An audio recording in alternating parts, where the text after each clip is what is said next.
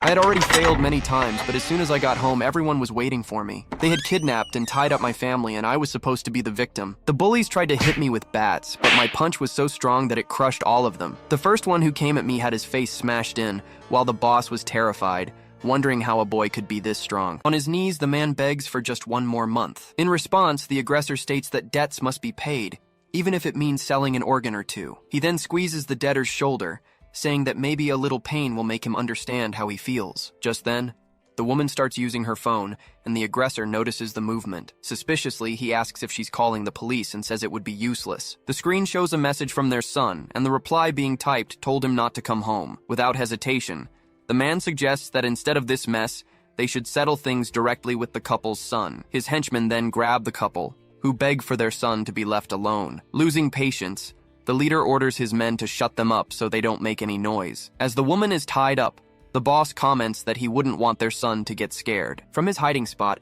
he announces the boy has arrived. Outside, a young student approaches the front door. Inside, one of the men covers the mother's mouth as she begs them to stop. A moment later, the young man enters the hallway, where several men are waiting in ambush. Casually, he announces he's home while taking off his shoes. Without warning, one of the henchmen lunges from behind with a baseball bat. The blow then strikes the back of the boy's head with full force. Restrained and gagged, the mother watches the scene unfold. However, the student turns and grabs the attacker's arm. In a swift move, he smashes the man's face with the same bat. The henchman's body collapses to the floor in front of the boss and the young man's parents. In silence, the leader stares at his subordinate's body lying on the ground. Confused, he questions what the hell is happening. With effort, the student slowly gets up as his body recovers from the attack. Annoyed, the boss orders his men to get him and kill him. Without a second thought, a man lunges with a pipe, but the young man dodges the blow. He then counterattacks with a direct punch to the aggressor's abdomen, the student's hand shattering the man's ribs. The impact throws the henchman's head back. Right after, another tries a high kick, but the student catches his foot in midair. In response, he twists the man's leg and hits him with a side kick. From behind, another attacker strikes with a chair.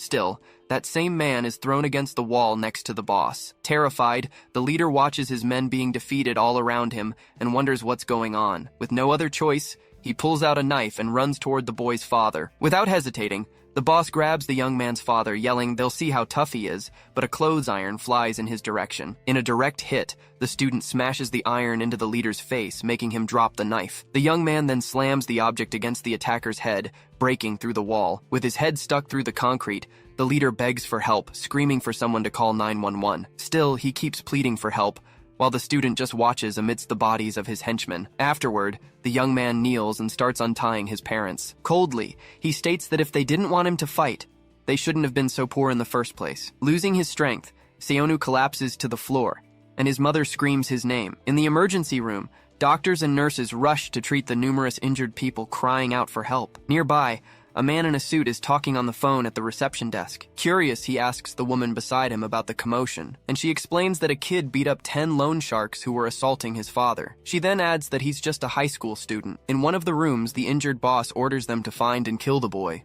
but a subordinate calms him down, saying the victim was taken to the same hospital. Confidently, he claims to have sent the Great Bear after the kid, assuring him he's already dead. Alert! The man in the suit overhears the name the Great Bear.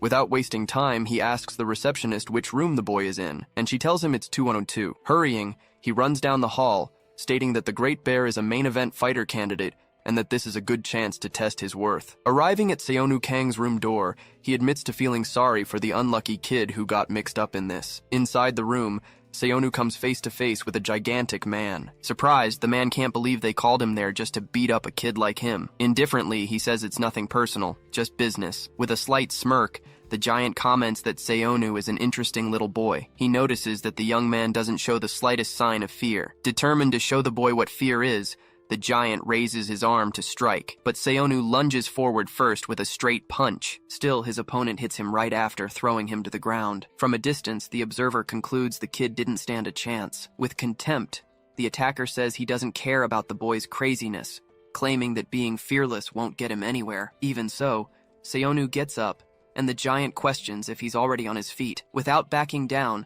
the student replies that he can keep talking, because his punches are nothing. Annoyed, the giant retorts that all this talk will just make killing him more fun, and then he charges. Outside, the man in the suit senses the murderous intent and decides he must stop him. In the room, the giant throws a punch, but Seonu dodges under the blow and counters with a spinning kick to his opponent's face. Surprised, the man in the suit remembers that no one has ever managed to take down the great bear before. As the giant falls to his knees, he reflects that this shouldn't be happening so easily, since the fighter has one of the strongest physiques in the country. Outraged, the giant asks if the boy really thought a student's kick could knock him out. In response, Seonu delivers an axe kick straight to his adversary's head. Stunned, the man in the suit can't believe what he's seeing. Giving him no room, the student unleashes a series of punches to the fallen opponent's face. Still, the giant manages to grab Seonu mid-attack. Frustrated, he regrets having to use his finishing move on a mere student. Outside, the observer recognizes the move as the Bone Crusher and decides he has to stop him. Screaming, the great bear declares, "This is what the boy deserves." Immediately, the man runs toward the door, yelling for him to stop. Inside the room, the giant applies the lock, twisting Seonu's body. Then, he feels something is wrong, as he used all his strength. Against all odds, Seonu starts to get up from the hold. Confused, the attacker asks how he can still move, and why his bones are still intact. Without answering right away, the young man grabs the giant's face and warns that this time, he'll crush him to pieces. In desperation, the giant struggles but can't apply any pressure, asking himself why his grip has no effect. In a direct response, the student headbutts him in the face. Grumbling, the giant claims the boy's skull must be made of steel. Giving no ground, Seonu punches him again, slamming his opponent's face into the glass floor. Without stopping, Seonu continues to punch the fallen giant repeatedly. Just then, the man in the suit enters the room and orders him to stop, as his opponent is already unconscious. Approaching cautiously, he asks the young man to calm down. He then explains that a bigger mess will be much harder to clean up. Soon after, he makes a call, reporting a patient in room 202 with a head injury from a car accident, requesting immediate assistance. Confused, Seonu asks who he is and if he's on the giant's side. Without hesitation, the man denies it, stating that he'd actually rather be on the young man's side if possible. In disbelief, the student asks what the hell he's talking about. At that moment, a team in hazmat suits enters the room. One of the members confirms the patient's identity and assures them they'll take care of everything. The man in the suit then asks if it's possible to keep the great bear unconscious for now, and the medical team confirms it will be done. Still suspicious, Seonu asks who all these people are. Calmly, the man offers him a card, saying that if he works for his boss, he can have anything he wants. Furthermore, he states that all he needs to do is fight for him. Without a second thought, the student crumples the card and tells the man to get lost. He then throws the paper in the trash, making it clear he has no interest in fighting for money. From a distance, the man watches the young man walk away and mutters to himself that his mind will surely change. In the bathroom, Seonu splashes water on his face. Facing the mirror, he stares at his own reflection and laments that, even though his life is a mess, he still wants to keep his promise to never become a thug. Just then, his father walks in and asks what he's doing there. He then asks where he thinks he's going in his condition. Unable to hold back his frustration, the question arises of whose fault it is that he's in this situation. Bitterly, the young man recalls his father claiming to be a boxing champion with offers from teams and confronts him about why they're drowning in debt. He continues, asking if it was too humiliating for a former champion to open a small neighborhood boxing gym. Finally, Seonu asks if his father's pride is more important than his own suffering wife. Without answering, the man just tells him to be quiet and not to leave the hospital before he goes. Alone, the student watches the door close and admits to himself that he hates his father. He then collapses to the floor, holding his head, wondering if he just hasn't slept enough. He quickly concludes the pain isn't from exhaustion, but from his father, whom he hates. He can't stand seeing him get hurt all the time just so they can survive. He also can't stand watching his father kneel before the bully's parents whenever there's a fight, because he doesn't want to depend on him in any way. After all, he doesn't want his father to think he's done his part while he remains trapped in this hell. As a teenager, he can't even get a job on a fishing boat to turn things around and pay the daily expenses. When a man tried to recruit him, he simply sent him away, claiming to be busy. To make matters worse, those same bullies dug an even deeper hole for him, and as much as he hates his father, he can't leave because of his mother, feeling his own life is a pit of despair. Confused, he wonders if he passed out again and why he's in a different ward. Sitting on the bed, he grabs his phone to check how long he's been unconscious. The message says it's time to tell him everything and asks him to meet tonight. Shocked, Seonu wonders what his father has been hiding. He then remembers his mother and starts to worry about her. Without wasting time, he quickly calls her, asking if she's okay. On the other end, His mother answers and tells him not to come home as the thugs are still waiting for them. She explains that he's safe in a different room under a fake name. Worried, Seonu asks about her, and she quickly replies that she's at a motel near a police station and has to go. Before hanging up, she asks him not to leave the hospital for now and to take care. Overcome with guilt, he starts to blame himself for everything, repeating to himself that if he hadn't fought back, none of this would have happened. His mind made up, he concludes he needs to find his mother and runs toward the room's exit. On the way, his phone rings with a call from his father. When he answers, an unknown voice asks if he is Mr. Kang's son. Confused, he asks who's calling. On the other end, the man informs him it's an emergency, as Mr. Kang fell from a building and is unconscious. At a construction site, his father is seen lying on the ground, surrounded by other workers. Back at the hospital, Seonu watches his father lying in bed, completely bandaged and hooked up to several machines. A doctor explains that the necessary surgery is complex and will cost over 100 million won, in addition to requiring years of rehabilitation. The news leaves him completely devastated. Defeated, he sits in a corner of the room, asking himself what he should do. Desperate, he questions how he'll ever raise that much money. At that moment, the image of him throwing away the business card he received earlier flashes through his mind. He then remembers the card left in the trash can. With that, he realizes he has to go back to that room and runs toward the door of room 202. Rushing, he enters the room looking for the trash can. However, when he picks it up, he realizes the business card is gone. Powerless, he falls to his knees beside the trash can, blaming only himself. Through tears, Seonu apologizes for being so useless. In despair, he tells himself he doesn't deserve to live. Just then, a voice asks if he happens to be looking for this, as the man in the suit appears, holding the card. Calmly, he asks if he's had a change of heart. Crying, Seonu asks how much he can make if he works for him. In response, the man states that if he wins, he'll earn at least 10 billion, adding that he doesn't even need to win the tournament to get rich and become popular. Calmly, the man in the suit hands over a document, asking him to read it carefully before signing. Confused, Seonu Kang asks what this so-called combat wing is. The explanation is direct. It's a secret fighting tournament where competitors use hospital-provided substances to gain physical abilities. Hearing this, the young man refuses the offer, stating that he doesn't do drugs. In response, the box on the table is opened, revealing several vials lined up inside. Without rushing, one is picked up. He explains they aren't common drugs.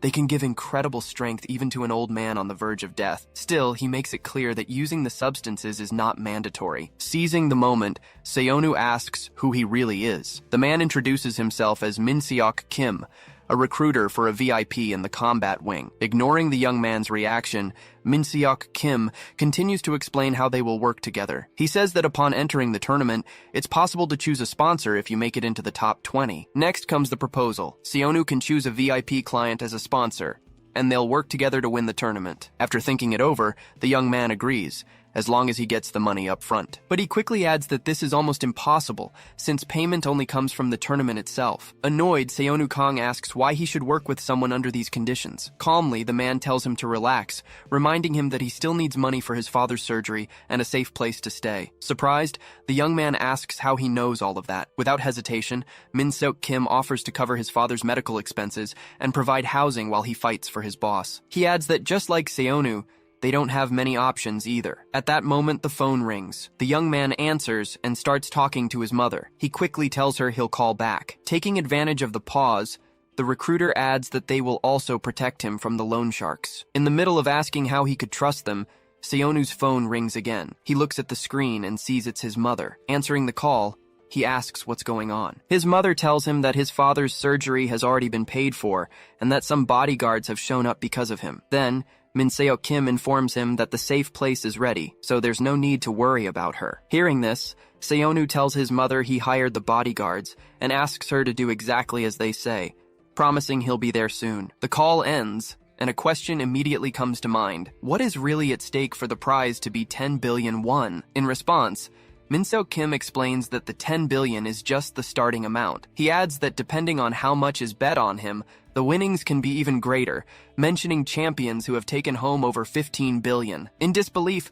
the young man says that's impossible, but the man in front of him assures him it's not. He then considers that, in reality, it might not even be enough, given everything the fighters risk. That's because most participants either die or are permanently disabled during the competition. In the last tournament, only 10% managed to walk away unscathed. He continues explaining that the first order of business is to create an alibi for the participant's death. Hearing this, Seonu Kang repeats the words, questioning the idea of an alibi for his own death. Incredulously, he says it makes no sense for the tournament to be a secret when so many people die. To this, Min-seok Kim clarifies that the secret only exists because everyone involved ends up dead. Pointing to the contract, he says that the first thing to be done after signing is to use the hospital, a place where it's easy to fabricate someone's cause of death. To create the alibi, he explains, they need the person to be filmed by a camera, make a purchase, or do something that places them at a specific location. Without backing down, Seonu Kang confronts him, asking what would happen if he decided to tell the police everything. Calmly, Min-seok Kim states that wouldn't be a problem. It's easy to make him look like an addict or someone unstable, and no one would believe a student with no proof. With a slight smile, he adds that it doesn't even matter, as Seonu will be declared dead before he even gets the chance to report it. Finally, he says that this is precisely the advantage of having a hospital host the tournaments. Reinforcing his point, the recruiter makes it clear that the final decision belongs to Seonu. Then the contract is placed on the table once more, along with the question of whether he's still willing to sign. In a calm tone, Min-seok Kim begins to say that he could take a few days to think it over. Before he can finish, Seonu signs the contract, demanding only that they keep their word. Immediately, a wide smile spreads across Min-seok Kim's face. In that instant, a nurse approaches from behind with a syringe and injects a sedative into his neck. In a reflex, he grabs her arm, asking what's happening. Without changing his tone, the recruiter explains there's no need to worry. They're just sedating him to take him to the arena. Then comes the warning. They will only take care of his parents as long as he is competing in the tournament. His vision begins to darken as his mind struggles to understand the situation. As he opens his eyes, the first question that comes to mind is whether he's already dead. Upon waking completely, he sees a person in a strange suit and wonders where he's being taken. Soon after, his body is wheeled at high speed down a hallway toward a door. When they stop, he asks the figure accompanying him where he is. In response, the masked figure orders him to be silent, stating that everything will soon become clear. Finally, he hears the words that seal the moment, "Welcome to hell." Inside a large commercial building at the Hyunsong Group headquarters, a meeting is underway. Attentive, Director Uyeon Cha, the group's second son, listens to his subordinate's report. Calmly, he states that he understands the boy defeated the Great Bear. Still, looking at a photo of Seonu Kang, he questions if they really want to recruit him as their main fighter. Without hesitation, Min-seok Kim confirms the decision, even knowing the director's brother, the vice president, might mock them for it. Next, Uyeon Cha asks for the reason behind such a choice. In response, the subordinate explains that his brother is obsessed with the combat wing, and they need to appear weak to lure him into a bet. Thoughtfully, the director asks if he truly believes that boy is the key to defeating his own brother. With conviction, Min-seok Kim reports that he examined Seonu's body after he survived the Great Bear's strike. He then states that what he found was something extraordinary. Curious, Uyeon Cha asks what exactly was discovered. Meanwhile, Seonu awakens in an unknown place with a foot coming toward him. A man tries to step on him, but one of the armed guards orders him to back away. Awkwardly, the man raises his hands and says it was just a joke. Just then, a drone approaches and confirms the player is conscious, making Seonu wonder what that means. Confused, he kneels and questions where he is and why he's wearing a school uniform. Soon after, the drone announces the start of the first round of random fights. In a neutral tone, the device explains this phase will serve as a qualifier to decide who enters the main battle arena. Then, a machine opens, revealing a syringe. Finally, the drone informs them that each player will receive a random drug to enhance one ability. It also announces that the betting table for the VIPs is officially open. Faced with this, Seonu's opponent takes the applicator from the machine and follows the instructions to administer the substance. At that moment, Seonu remembers he has already broken his promise to graduate, but remains determined to keep his vow of never using drugs. Suddenly, he turns upon hearing a scream. The syringe falls to the floor, now covered in blood. The other man celebrates, yelling that he received a power drug. Attentively, Seonu watches the scene and wonders what is happening to the man. Without warning, the opponent rushes forward and attacks with a kick. The impact sends Seonu flying into the wall, which shatters from the force of the blow. As he recovers, Seonu realizes the man is completely different and wonders if the drug strengthened his muscles. Soon after, the drone announces that Cheol Han has successfully enhanced his power, as he celebrates, saying luck is on his side again. In an ecstatic tone, He laments not being able to go out and teach a lesson to everyone who called him scrawny. He then turns to Seonu Kang and asks how he should kill him. Without hesitation, Seonu lands a quick punch to his face. Irritated, Cheol-han asks if this is a joke and if he really thinks he's better. Paying attention to the details, Seonu notices his opponent's reaction speed remains the same. With that, he rushes forward to close the distance between them. However, Cheol-han lands a powerful punch that hits him square on. With his face bleeding, Seonu can barely react to the speed of the attacks. In an effort, he dodges the next blow with a backflip. Still, Cheol lands a powerful punch to his chest, sending him flying. In midair, he grabs him and claims he can defeat him with brute force alone. Without mercy, Cheol-han slams him headfirst into the ground. Excited, he celebrates, saying how fun it is to crush him. He then leaps high into the air, yelling that he's the strongest now. Filled with hatred, he vows to knock all the idiots off their pedestals. Finally, he delivers a powerful knee strike directly to Seonu's head. Brutally, he stomps on Seonu Kang's chest, shattering the ground around him even more. In a cruel tone, he states that if he's going to crush something, it might as well be his ribcage. In a flashback, Min Kim recalls examining the boy's body after he survived the Great Bear's attack. On that occasion, what he found proved to be extraordinary. Confused, Uyeon-cha questions him, unable to understand. Firmly, Min Kim explains that Seonu was 10 times stronger than an ordinary human. Furthermore, in terms of bone density, he could no longer be considered human, being completely off any chart. Back in the present, Seonu grabs Cheol-han's leg. Seizing the opening, he lands a direct kick to his opponent's chin. Surprised, Cheol-han wonders how he survived without using any drugs, concluding that perhaps he hasn't gotten used to his own strength yet. Lying on the ground, Seonu notices his opponent is slower, likely because his stamina wasn't enhanced. With this in mind, he believes he can hit his face if he avoids being grabbed, using quick jabs instead of heavy blows. Without hesitation, he rushes toward Cheol-han. Prepared, his opponent yells that he's only come back for another beating. With agility, Seonu dodges the blow, which hits nothing but air. He follows up by connecting a direct punch to his opponent's face. Keeping the rhythm, he dodges an attempt to grab him. Right after, he lands another clean hit on his opponent's face. Giving no room, he continues with a series of fast, precise punches. Under the impact, Cheol-han falls to the ground, completely knocked out. Seeing the opening, Seonu prepares to deliver the final blow. Suddenly, his opponent recovers and grabs his arms tightly. With a strained smile, Cheol-han reveals he let the punches land on purpose to capture him. Suspicious, Seonu questions this, but the response comes as a taunt, asking if he really thought he wouldn't have allowed him to get that close. Then he asks if Seonu knows why kangaroos pin their opponent's arms before attacking. With his arms immobilized, Cheol delivers a violent headbutt. However, the impact ends up knocking out Cheol-han himself, who falls unconscious to the ground. Still conscious, he tries to crawl across the floor, muttering that he can't get up. Frustrated, he punches the ground and wonders why his own body won't obey him. Desperate, he screams that it's impossible to lose to someone who didn't use any drugs. Looking at the other syringe, he claims a single dose wasn't enough to unleash his full talent. Crawling across the floor, he reaches the machine and grabs the second syringe. Realizing the danger, Seonu moves forward, understanding he must stop him from using the drug that was meant for him. Without a second thought, the young man leaps toward him to try and stop him. Still, Cheol-han administers the second injection, and the drone announces his stamina has been enhanced. Right after, he strikes Seonu from behind, sending him flying. His body hits the ground and his head is immediately grabbed by his opponent. Furious, Cheol lifts him into the air, yelling and asking who called him a thug. He then jumps and slams him headfirst into the ground with all his might. Even so, Cheol-han shoos the drone away, stating that he's not finished yet. Standing over Seonu's body, he declares he's going to do something different, as he's tired of always getting beaten up. He then locks the young man in a chokehold from behind, saying this is exactly what it feels like. The pressure increases as he states that he knows stubborn rats like him need to be finished off once and for all. As his strength fades, Seonu starts to lose consciousness and calls out for his father. Seonu Kang and Cheol-han remain motionless on the shattered ground. At that moment,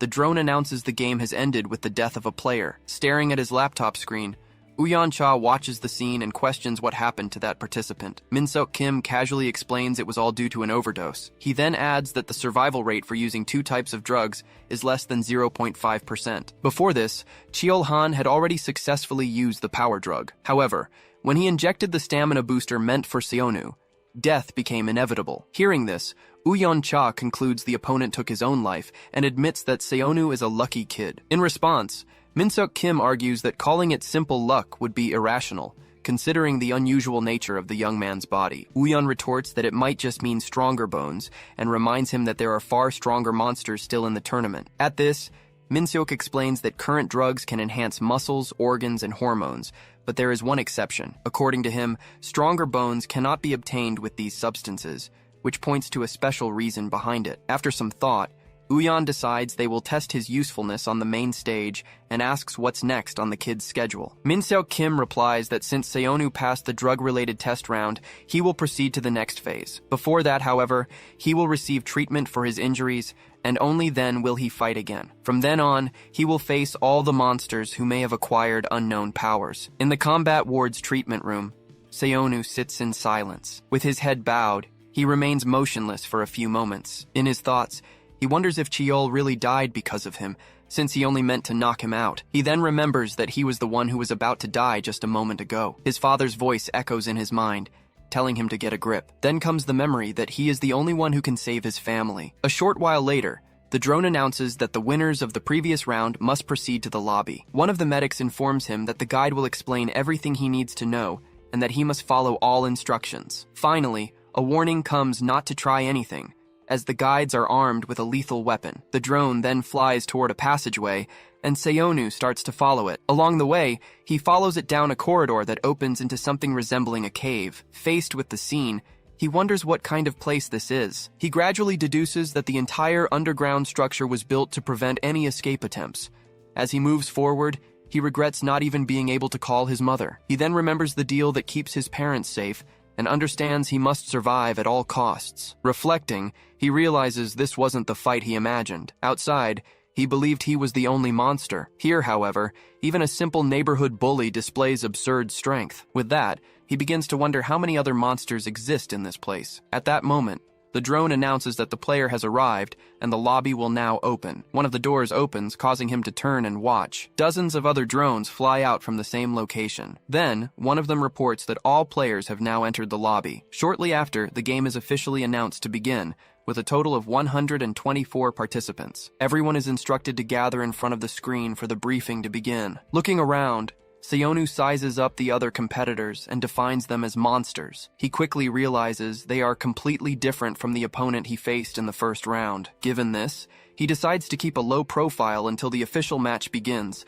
avoiding any unnecessary injuries. A moment later, a huge man approaches and asks how he got here, suggesting he could play with him. Uncomfortable, Seonu regrets that his uniform draws so much attention and hopes the briefing starts soon. Meanwhile, two competitors comment that he's only here because his opponent took both drugs and died. One of them adds that he's still wearing a school uniform, saying the rich probably wanted to see something tragic happen. The other claims to be bored and wonders if he shouldn't have some fun with the kid. Before he can move forward, his companion stops him, saying someone has already claimed him. Hearing his name, Seonu turns around. A large man demands an answer, asking again if he wants to play. Faced with silence, the aggressor's hand grabs his head, stating there's no choice but to kill him. In that instant, Seonu understands that to survive against these people, he'll need to take things to a whole new level. And just like that, he dodges the Great Bear's attack. Seonu swiftly dodges the hand coming at him. Confused, Big Bear asks what's going on as Mr. Kang steps between them. Without hesitating, he extends his arm, telling them to stop right there. In response, his wrist is grabbed tightly.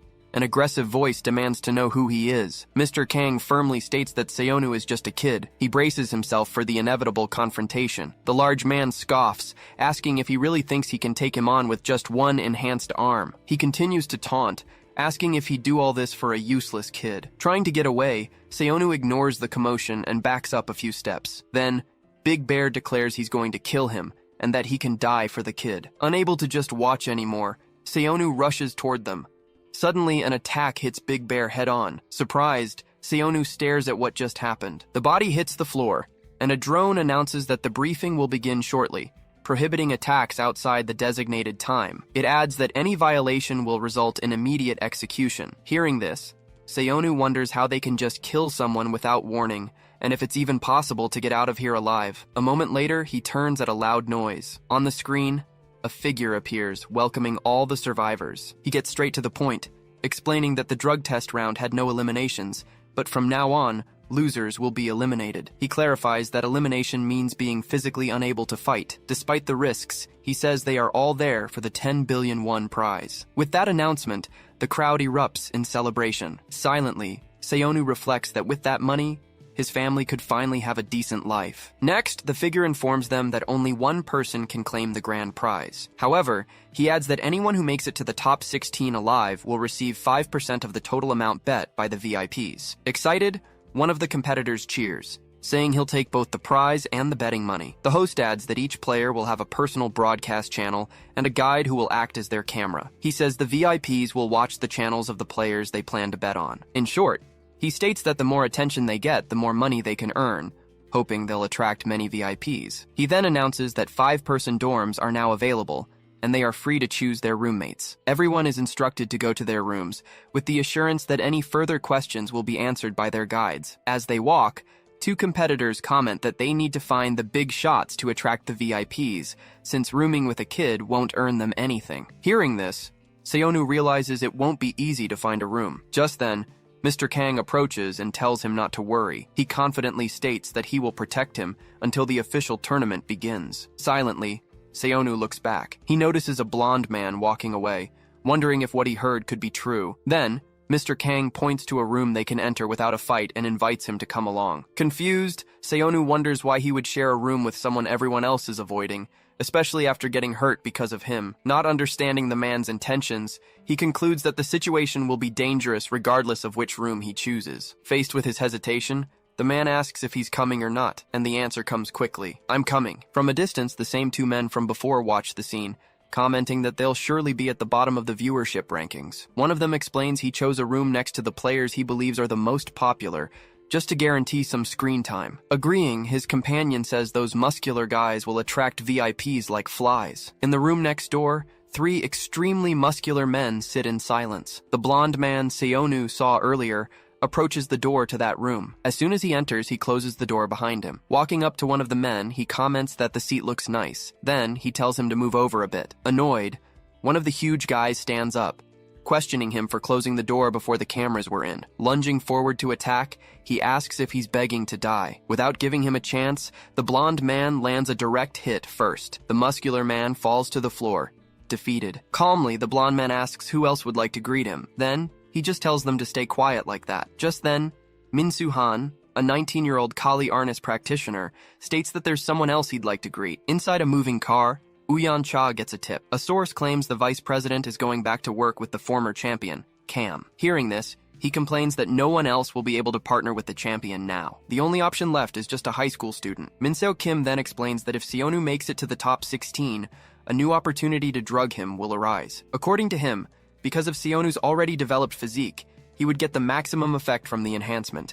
His bones are 10 times stronger than normal. Plus, after taking the drug, he would become the greatest of all time. Uyan remarks they'll need to keep him close until then, but he's worried about potential interest from other VIPs. To reassure him, Minseok guarantees that won't be a problem for now. He then reveals that the 5 people sharing a room with Seonu had the lowest viewership in the last round. Back in the room, Mr. Kang notes that getting viewers here is going to be a real challenge. He explains that most of the audience will follow the title contenders. However, their group has the only woman in the tournament, Amanda Groach, ranked 23rd, an underrated capoeira and jiu-jitsu fighter. There's also Minho Kim, a smaller-built boxer, ranked 25th. Last but not least, there's Menon, ranked 28th, who spends his time screaming about his own elbow. Keeping up this weird behavior, he asks for help to touch his elbow while Seonu just watches in silence. Noticing the drone, Mr. Kang comments that the guides are there to film. Still, he says they'll need to grab some attention if they want to make any money from the bets. Then,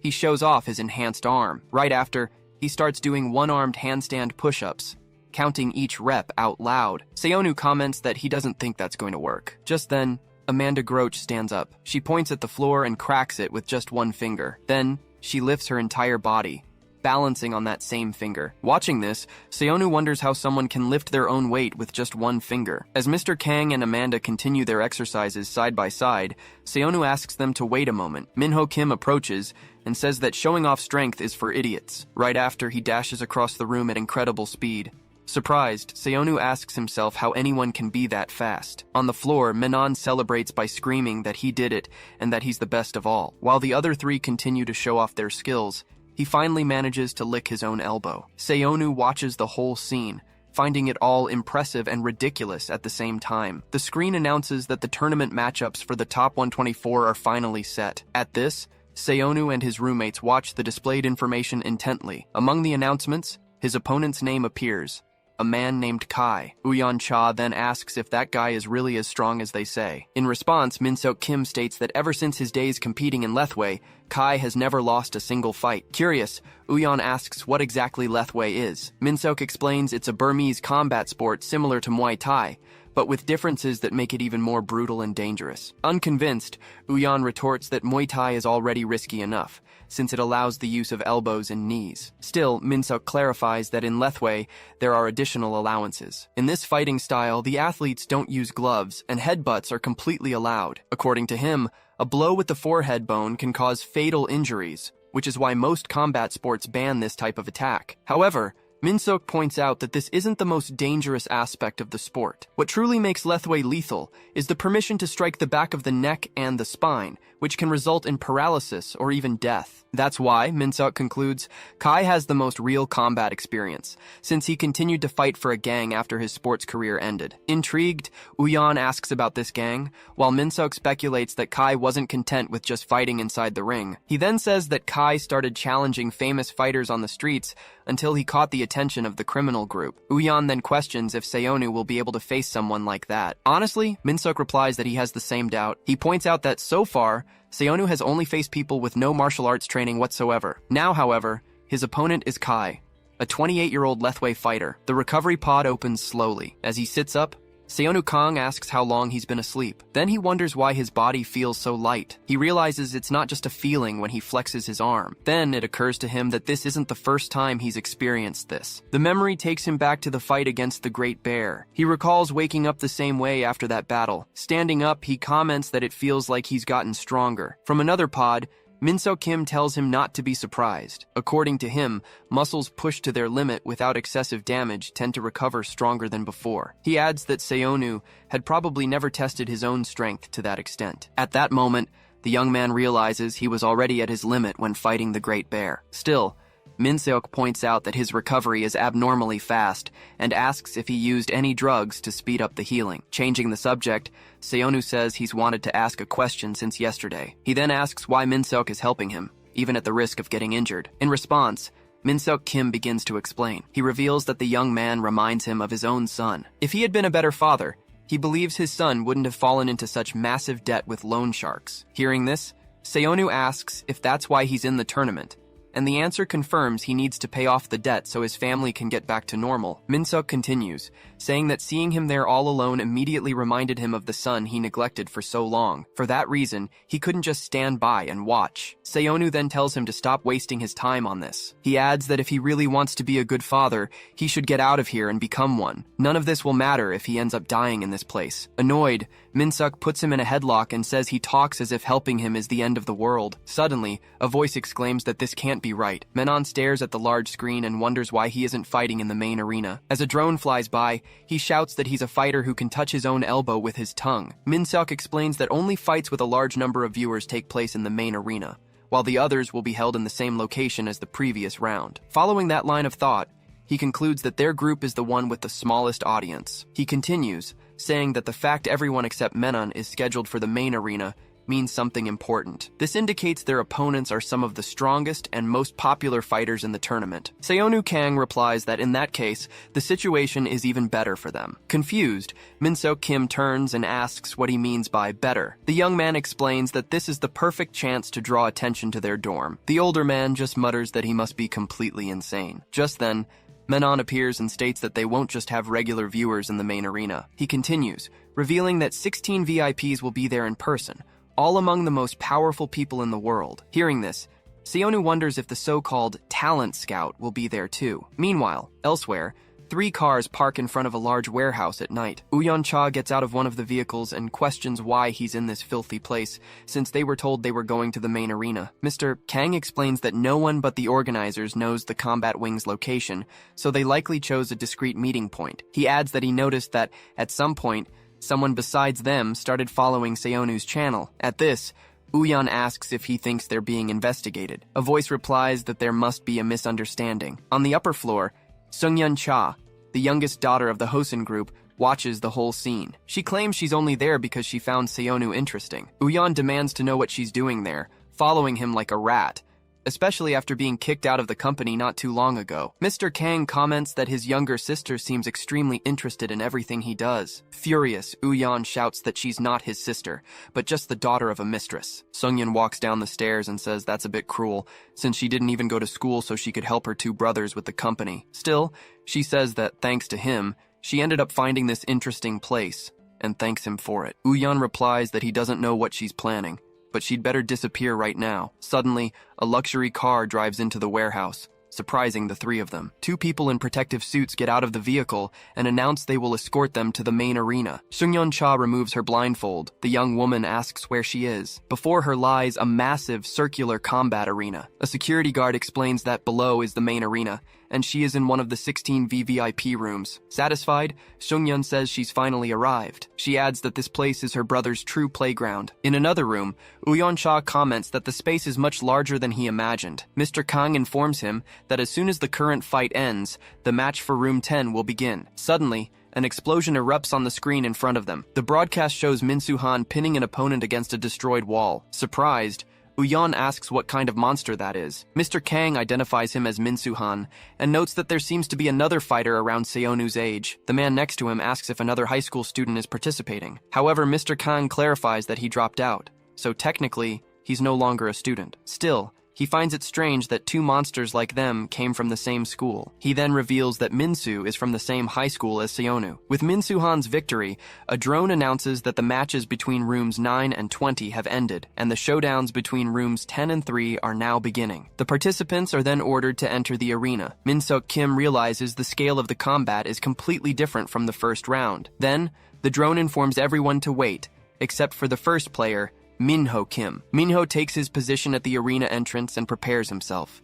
As he moves forward, the drone asks the fighters whose matches have ended to leave the area, and Minsu Han departs. As he passes Minho, Minsu runs a hand through his hair. Watching the scene, Min-seok hopes this doesn't make Minho nervous. Suddenly, a rock hits the wall next to Seonu Kang, who wonders where it came from. Minho looks back and claims he saw everything. He recalls Minsu pretending to fix his hair while simultaneously throwing the rock at Seonu. Seonu just stares at the point of impact. Minho finds it impressive, as most people wouldn't have even noticed something moving that fast. He then approaches and calls out to Minsu Han. Minsu turns and asks if the student on his team is really that arrogant. Minho simply replies, saying he doesn't think so. Not accepting the answer, the other guy questions what that means. He then adds that it can't be true. In that instant, Minho takes a fighting stance. Watching the scene, Min-seok Kim asks what he thinks he's doing. Amanda Groach states that this didn't just happen suddenly. According to her, Minho is sensitive enough to notice even the smallest changes, so a murderous intent like that wouldn't go unnoticed. Minsu then releases a strange energy from his body. He then turns and starts to walk away. Confused, Minho wonders if he freaked out and just imagined it all, though he's sure that he really had. At that moment, a strange figure appears behind him. Minho Kim begins to question if this is all he's capable of now, and how he can get revenge being so weak. A voice asks what he's staring at, making him turn around quickly. Before him, his opponent Pice, a wrestler, enters the arena. In one of the private boxes, Yuseon Go, president of the Snug-On Hotel, questions the choice of Pice, since wrestling doesn't involve striking techniques. The assistant explains that no matter how effective a strike is, it becomes useless the moment a wrestler manages to immobilize their opponent. After grabbing their prey, they can apply various techniques like throws and joint locks, which few can withstand. For this reason, many wrestlers excel in mixed martial arts, as it's one of the most essential training bases. After all, someone can hold their own using just their fists, but dealing with an opponent who attacks with their entire body is something else entirely. The assistant adds that this becomes even more decisive when there's such a large size difference. A drone hovers in the air and announces that both players are ready. Soon after, the match between Minho Kim and Pice is declared open. With disdain, Pice asks if Minho is a boxing rookie, stating he looks like one of those weaklings who've never fought without gloves. In a taunting tone, he adds that he almost feels sorry for being his first opponent. Without responding, Minho advances and lands a punch right in his opponent's eye. Paice immediately recoils, bringing a hand to his injured eye. Calmly, Minho asks who said he was a weakling. Trying to recover, Paice starts to focus with his remaining eye. Still, he can't keep up with his opponent's movements, who quickly appears in his blind spot. Another blow hits his face. The sequence continues with another clean punch. Trying to react, Paice lunges forward to grab him. However, Minho dodges the attack. He then counterattacks with several blows to his opponent's face and chest. The other eye is also hit, and Minho delivers one final blow. Watching the scene, Min Seok Kim wonders if the fight is already ending. Amanda Groach, however, replies that it's not over yet. She explains that Paice has started blocking the attacks. Indeed, he manages to defend the following blows. Faced with this, Minho backs off for a brief moment. Soon after, his opponent lunges forward again to try and grab him. Minho manages to dodge backward at the last second. Confused, he wonders what just happened, because even as he attacked, he saw something strange. Paice also seems surprised and wonders how he managed to do that. He then remembers that after starting to lose vision in his other eye, his hair stood on end as if he'd been shocked.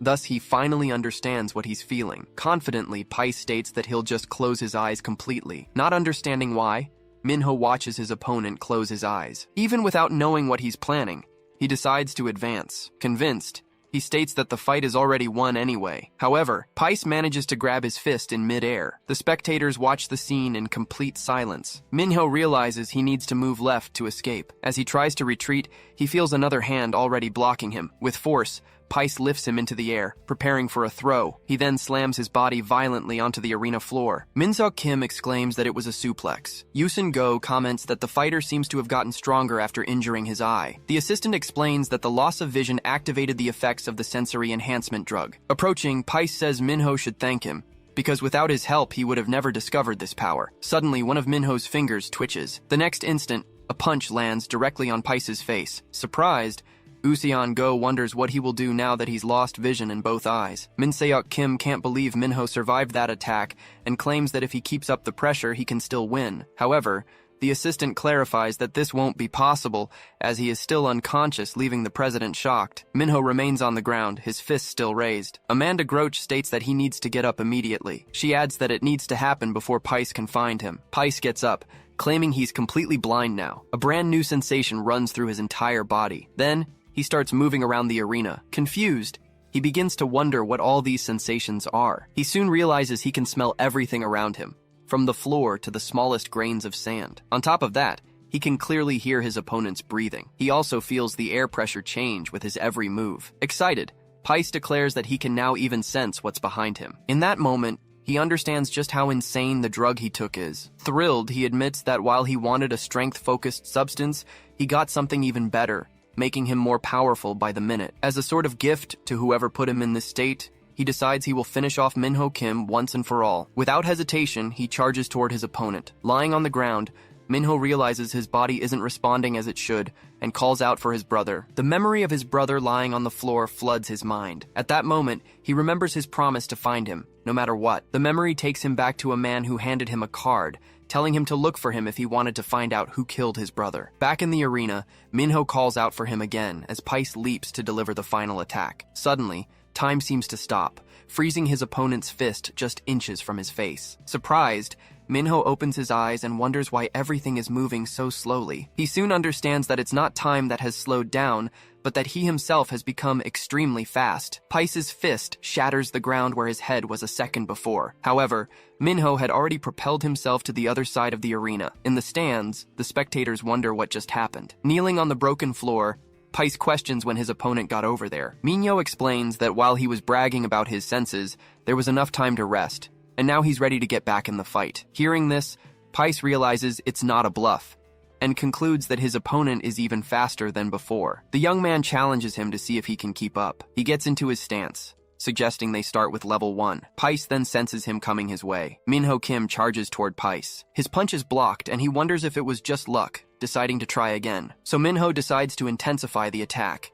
He throws another punch, but Paice dodges it. The young man is surprised by his opponent's speed. He retreats as Paice dodges another blow. Minho wonders how he's managing to keep up with his speed. Paice claims he can feel everything, from his heartbeat to his movements, and now he has no blind spots. Minho realizes he has no chance with mediocre attempts and needs to risk it all. He then prepares to attack with maximum speed. The fighter lunges forward, breaking the ground with the force of his push. He announces he'll use his final blow, the right straight, but Pice hits him first with a punch to the face. Pice wonders why he fell on his own in the middle of an attack. He questions if he's okay, as he thought his own neck had been broken, and wonders if he was hallucinating again. Pice says that if he had gotten any closer, he would have broken his neck, but the kid saved his own life by tripping. Min-seok Kim notices that Minho's speed isn't working, as his opponent seems to sense the attacks in advance. So, Minho starts moving using only his footwork. Min-seok realizes he has stopped using his super speed and is relying only on normal footwork, questioning if he's tired. He wonders what the young man will do at normal speed. Min-seok yells for him to stop, warning he'll be killed, but his punch lands squarely on Pice's face. Minho Kim dodges and lands a punch on Pice's face. A spectator is amazed, commenting that he actually managed to land a punch. Then Minho moves quickly around his opponent. The young man keeps moving, breathing heavily. The spectator questions how he's going to attack if he's using all his energy on these feints. Minho lunges forward and lands another clean hit on Pice's face. The man is surprised that he landed another attack. He unleashes a series of punches to his opponent's chest. Pice again sees the images of Minho moving around him. The spectator wonders why he's still using feints when his punches are already working, but Amanda Groach explains that he's landing the attacks because of those feints. Minho then lands a hard punch to Pice's torso. Amanda explains that he became predictable when he stopped using feints after thinking his opponent could no longer see. The man asks if he's tricking his opponent into thinking his vision works. Amanda then states it's more than that. Amanda reveals that Minho is deceiving all of Pice's senses. She explains that with his new power, it would be easy for him to anticipate an attack, but he hasn't had this ability for long. And against advanced feints, his mind gets scattered, so Minho uses the chaos to distract him. Amanda comments that the boy managed to read in a short time how much his opponent could anticipate his movements. She then concludes that Minho might be stronger than they imagined as he dodges an attack. The young man lands another punch on Pice's face. Usan-go turns and asks his assistant why he made him bet on a loser who can't even handle a kid. The assistant replies that's not the case, leaving his boss confused. He then tells him to look at Pice's face and asks if he looks like he's losing. Pice just states that he's got him, but suddenly grabs Minho from behind. He celebrates that the victory belongs to him and his senses. Pice lifts him into the air and slams him hard onto the ground. Everyone in the audience watches the scene in complete shock. The body he threw disperses. Pice wonders what happened, as he was sure he had caught him. Minho Kim remains standing, unharmed, while his opponent is on the ground. One of the spectators asks why Pice suddenly threw himself backward on his own. Amanda then explains it was because Minho attacked his brain. Seonu questions what she means by brain. She clarifies that Minho persistently hit Pice's head, giving him no rest. With each blow, his brain rattled, and the attacks continued before the vibration could stop. In this way, even someone with heightened senses couldn't maintain focus. And that's how Minho caused a failure in Pice's senses, enough to make him think he'd caught someone who wasn't there. Lying on the ground, Pice wonders how his opponent's senses can be better without the drug, finding it unfair. Pice finally collapses completely on the floor, and Minho just watches him. A drone announces that Pice can no longer fight. It then declares Minho Kim the winner, who staggers shortly after. Usan-go, annoyed, slams the table and laments the outcome of the bet. Kneeling in the middle of the arena, Minho Kim looks up and calls out for his brother. Seung-yun Cha observes that this is no fight between humans, and now understands why her brothers are so involved in the tournament. Her companion then says it's not just about the fights. He explains that this place can grant everything the rich desire, not just wealth and power. It also allows them to commit murder without a trace, and take drugs that don't show up on any tests. The place is a paradise for the rich who no longer find pleasure in anything else. That's why the VIPs risk their pride so much here. And Seung-yun now understands why her second brother is trying to beat the eldest. The man adds that the director must have chosen his fighter carefully, as his recruiter knows the place well. Seung-yun states that's why they're making their move, but they'll have to see how good he is. And that will be decided in the next match, as Seonu Kang prepares himself. Someone watches Minho Kim's fight on a computer monitor. A man in a lab coat informs the wing director that all 16 whips have entered the building. The director, his face bandaged, comments that with a full house he expects good results this year and asks about the research. He reports that they've confirmed the manifestation of the second stage of sensory enhancement, with a nearly 20% reduction in short-term side effects. But the regenerative effect they were looking for didn't appear among the participants, leading the director to question if it was a failure. The scientist denies it, saying the drug's maximum effect should start now and that their efforts will soon bear fruit. He adds that they've discovered a new effect of the drugs and that after examination, he believes they'll find clues about the regenerative ability. The director understands he's referring to the skin strengthening effect and asks when he can verify this power. The man replies that it will be very soon, as the fighter for the next match in the main arena is getting ready. Kai is sitting alone in a room, waiting. Elsewhere, Seonu Kang stretches next to a man. He advises Seonu to throw in the towel if the fight gets too tough, but the young man states that won't happen, and it shouldn't. The man then asks if he isn't even a little scared, since he doesn't seem tense at all. Seonu simply confirms that he isn't. Surprised, the man concludes that he's one of the weird ones too. A drone approaches Seonu Kang and his companion, while Amanda Groach is sitting on the floor. The drone then requests that player Seonu Kang enter the arena. He wonders when he stopped feeling fear. Since he was young, he's been in many serious accidents that others couldn't imagine, even in situations that seemed fatal. He always came out unharmed and at first would cry from shock. But after a few years, it didn't matter how great the danger was. He was completely unfazed by anything. Many bullies tried to provoke him because he never got scared, and no matter how hard they tried, they couldn't make him flinch. In the end, they were the ones who became afraid of him. The only thing he fears now is his family's safety, and not an opponent like Kai. Uyan-cha notes that it's finally starting and asks what drug Kai received. Min Seok Kim informs him that Kai took the skin-strengthening drug, and Uyan-cha questions how that helps him fight. He explains that it does more than just help, as Kai's previous opponent had all the skin and muscle torn from his body. Uyan then asks how skin strengthening leads to the opponent being torn apart. Min Seok clarifies that Kai's skin couldn't be harmed by human strength, and was so tough that it tore the opponent's skin on contact, and even the muscles were completely ripped to shreds. He then adds that many of the regular VIPs are interested in betting on him. Uyan reflects on who he should bet on, since Kai is a professional fighter with skin-strengthening power. Min Seok shows on a tablet that, as he predicted, everyone is betting on Kai, while no one has bet on Seonu. But suddenly he notices that someone bet 100 million won on Seonu before them. Uyan gets worked up and asks who would have made that bet. In another private box, Sung-Yun-cha observes the situation with her companion. The man beside her asks if she's sure about her decision. She replies that you can't expect rewards without taking risks,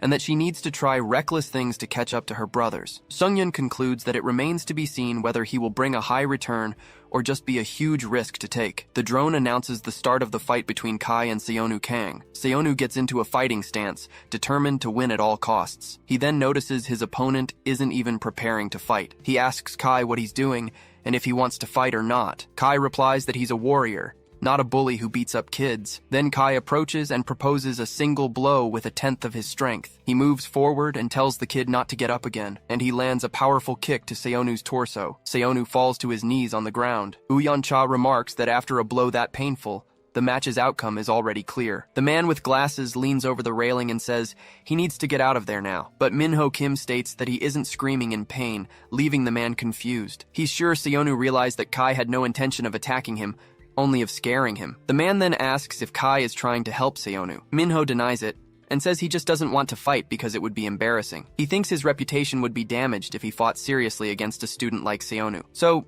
basically, he's telling Seonu to just surrender and lose. Kai says he was supposed to pretend to be knocked out, not just scream. He continues, saying that complaining won't make a difference, and that he'll give him another chance. Seonu simply interrupts him, leaving Kai surprised as Seonu stands up and asks if he's trying to win a debate. Kai claims he'll give him a taste of his true strength, so he can fake a knockout convincingly. Kai lunges forward with a high kick towards Seonu Kang, but Seonu ducks under it and strikes his opponent's supporting leg. Everyone in the audience reacts, completely stunned by the counterattack. Kai then yells that he told him to stay on the ground.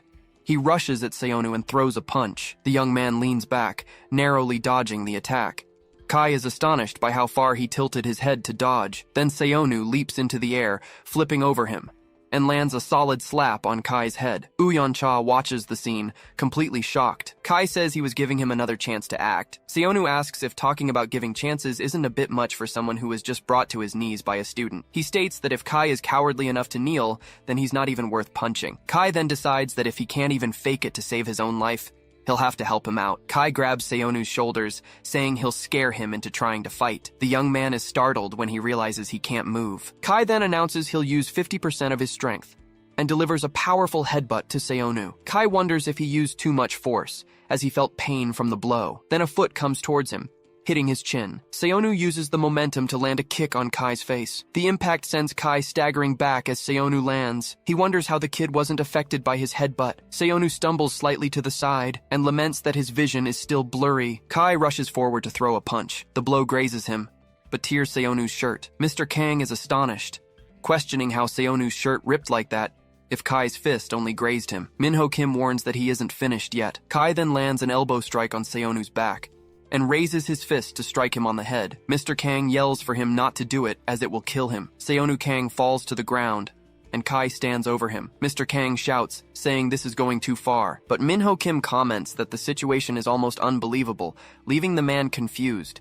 He then wonders what exactly Seonu is. Kai also questions what's wrong with the kid lying in front of him. He realizes that even before his elbow hit him, Seonu slammed his own head on the ground. Kai then wonders if that was intentional. He concludes it wasn't, and that Seonu probably wasn't thinking straight out of fear. But he still questions if the boy thinks his head is made of steel, and then Seonu starts to get up. Kai is surprised he's already getting up, and wonders how, since he heard he didn't use any drugs. Mr. Kang watches the scene in shock, not understanding what's happening. Minho just says that this means Seonu isn't a child he needs to worry about, and concludes that for some reason, something about him gives him the chills. Seonu Kang gets into his stance, ready to continue the fight. Kai tells him not to force himself to look tough, as he would have left him alone if he had just faked a knockout. But the young man cuts him off, saying he's mumbling again, and challenges him to see if he's as strong as he thinks or if it's all talk. Kai concludes that to make him give up, he'll need to show him that his attacks are useless. So he opens his arms and tells Seonu to do whatever he wants, as he won't defend himself. His opponent's attitude irritates him, even though it's an advantage. Kai risked everything in his life to become the greatest combat fighter. He defeated every fighter he could find in the ring, but that wasn't enough for him. He believed that to become a true warrior, he needed to survive fights with killing intent. So he sought out the strongest criminals and killers joining their rival gangs, and fought to level up and become the greatest warrior. That's why he sees no need to take a fight against a kid seriously. Kai then encourages him to attack, claiming he won't cause him any damage. Seonu lands a direct punch to Kai's abdomen. The spectators watch the scene intently. Kai grabs his fist and states that the blow won't cause any damage, but his face suddenly shows surprise. Seonu simply says he'll land another one. He then lands another punch, this time in the pit of Kai's stomach. Kai is stunned, not understanding what's happening. Seonu continues the attack with a high kick towards him, but Kai manages to block the kick with his arm. Annoyed, he prepares a counterattack. Seonu realizes he needs to dodge the impending attack. Kai hits him with a powerful punch to the chest, tearing his shirt and his chest. The young man is surprised by the blow, thinking he needs to get away from him. He takes a few steps back as Kai prepares to attack again. Kai asks how many more chances he needs to give him. Seonu simply lets out a laugh. Surprised, Kai asks if he just laughed. Seonu then asks if he forgot what he just said. He rips his own shirt off, revealing a muscular physique. The spectator with glasses is amazed and asks where all that muscle came from. Seonu then taunts him, asking why he defended himself. Kai turns and admits what he did. He acknowledges that Seonu isn't just some kid who was dragged here for a show, but he warns him not to forget that he was the one who forced him to do this. He unleashes his full power and declares he's using 100%. A smile appears on Seonu Kang's face. The man in glasses wonders why Seonu is smiling, questioning if he's lost his mind over the situation. But Amanda Groach says that actually, he looks pretty excited. He gets worked up, pointing out that their opponent is about to attack with full force. She explains that Seonu is excited because a strong opponent like Kai has finally acknowledged him. The man in glasses doesn't understand how he can think about that with his life on the line. Amanda then reveals she used to feel the same way. She says her opponents never took her seriously at first because she was a woman, but after a while they would start fighting with everything they had, and that got her so excited her heart would start pounding. He tells her to calm down, asking why she's smiling now too. Minho Kim then speaks up, saying he knows that excitement too. He recalls how everyone looked down on him for being a small, weak kid. Back then, the only thing that made him feel alive was dodging their punches, and then he'd land a direct hit on his opponent. Minho Kim smiles, saying it was the look on their faces when they finally recognized him as a real fighter. The man in glasses sighs, starting to understand. He concludes that Seonu has the heart of a fighter too. In the ring, the two opponents rush toward each other. Seonu decides he'll strike first. He throws a punch at Kai, who blocks it with his arm. Mr. Kang comments on the sound of the impact, believing Kai was surprised by the power, but Seonu realizes his opponent's skin is like concrete. Kai warns him that he's going to return the favor. With one punch, he slams Seonu to the ground. The spectator feels the ground shake and declares that Kai is on another level. The force of the impact sends Seonu flying into the air, Lying on the ground, Seonu struggles to breathe. The man in glasses points out that Seonu managed to dodge the blow, but Minho Kim corrects him, stating he didn't dodge it completely. A wound appears on Seonu's back. He feels an unfamiliar sensation. Then Seonu wonders if he's scared. He glares at his opponent and asks himself if he's feeling fear because of him. Kai challenges him to just admit it and states that Seonu will never be able to beat him. Seonu tells him to shut up, saying he's not the only monster here. He braces himself and says that anything Kai can do, he can do too, as he lunges forward with an attack. Seonu's attack misses its mark. He lands on the ground after the move. Kai then announces that it's his turn. The spectator with glasses realizes he's going for a headbutt. Seonu hits Kai with a headbutt. He then declares that anything his opponent can do, he can do too. Lying on the ground, Seonu trembles and gasps for air. Kai claims the fight is already over, as Seonu's attacks lack skill and are just brute force. A smile appears on Seonu's face. His opponent is surprised and asks why he's smiling. Kai then approaches and says that if he won't give up, then he'll end the fight for him. The man in glasses wonders about the source of the heat, noticing that Seonu's blood and sweat are evaporating. Seonu reveals he never liked fighting, because being dragged into all those brawls made him feel like a monster, but he wonders if this place is getting to him because he can't stop smiling. Then he admits he can't contain the urge to fight this guy. As Kai lunges forward, Seonu jumps and kicks him in the face. Then, he grabs his opponent's head in mid-air. Kai is shocked, saying he's too fast. Seonu headbutts him in mid-air. He spins him around after the impact and violently throws him against the wall. Kai watches Seonu recover and states that he barely seems human. The young man then leaps and smashes his head against the structure. He holds him tightly and says, "Got you." Seonu lands a direct punch to his opponent's face. He follows up with a flurry of rapid blows to Kai's body. A final punch sends him flying backward. He wonders what kind of drug Seonu took. He then questions if his opponent ever gets tired as he charges forward again. Kai manages to land a kick on Seonu. He loses his balance, and Kai tries a second kick, but misses. Seonu then lands 2 direct punches to his face. Kai is stunned by the blows. Seonu lands an uppercut to his chin. The spectators watch the scene in silence. He remains motionless after the exchange. Mr. Kang asks if Kai is dead from all the bleeding, but Amanda Groach says that blood doesn't belong to Kai. She then reveals the blood is coming from Seonu's fists. The young man starts to feel as if he's intoxicated, and feels his entire body tearing apart from the inside. Seung-Yun Cha wonders how Kai is still able to stand. The man in sunglasses explains that his skin acts like armor, causing more damage to Seonu's fists. She then asks if her companion has any chance against Kai at all. He, in turn, admits he's never felt that kind of pain before, but his opponent seems to have reached his limit, barely able to open his eyes. Kai decides to break Seonu's legs to end the fight and charges forward, but the young man manages to block his kick. Kai doesn't understand how he can still react so quickly. Seonu lands a punch on his face. His own fist tears from the impact. Seeing this, Kai decides to fight until one of them is torn to pieces and rushes into attack. The two exchange a violent flurry of blows. Seonu wonders if his attacks are even working, since he can no longer feel his own fists. He realizes he can't keep this up. Kai realizes the kid is landing his attacks flush, so the skin on his fists won't be torn off. He feels a strange sensation in his fist. Without understanding why, he feels his punches getting weaker and decides not to waste any more time. Kai then sees an opening in Seonu's guard and decides to use the move he's trained for over a decade. He prepares to deliver a low kick. The blow lands squarely on Seonu's leg. Kai follows up with another kick, screaming that his opponent's legs are finished. Seonu blocks the kick with his own shin. The man with glasses is stunned, realizing he countered the blow with his shin. The young man's leg shatters on impact. From the sound, the spectator concludes the bone must be broken. Seonu grits his teeth against the pain. He realizes his muscles have torn, and he can no longer move. Kai moves in for the final attack. He then yells that the fight is over,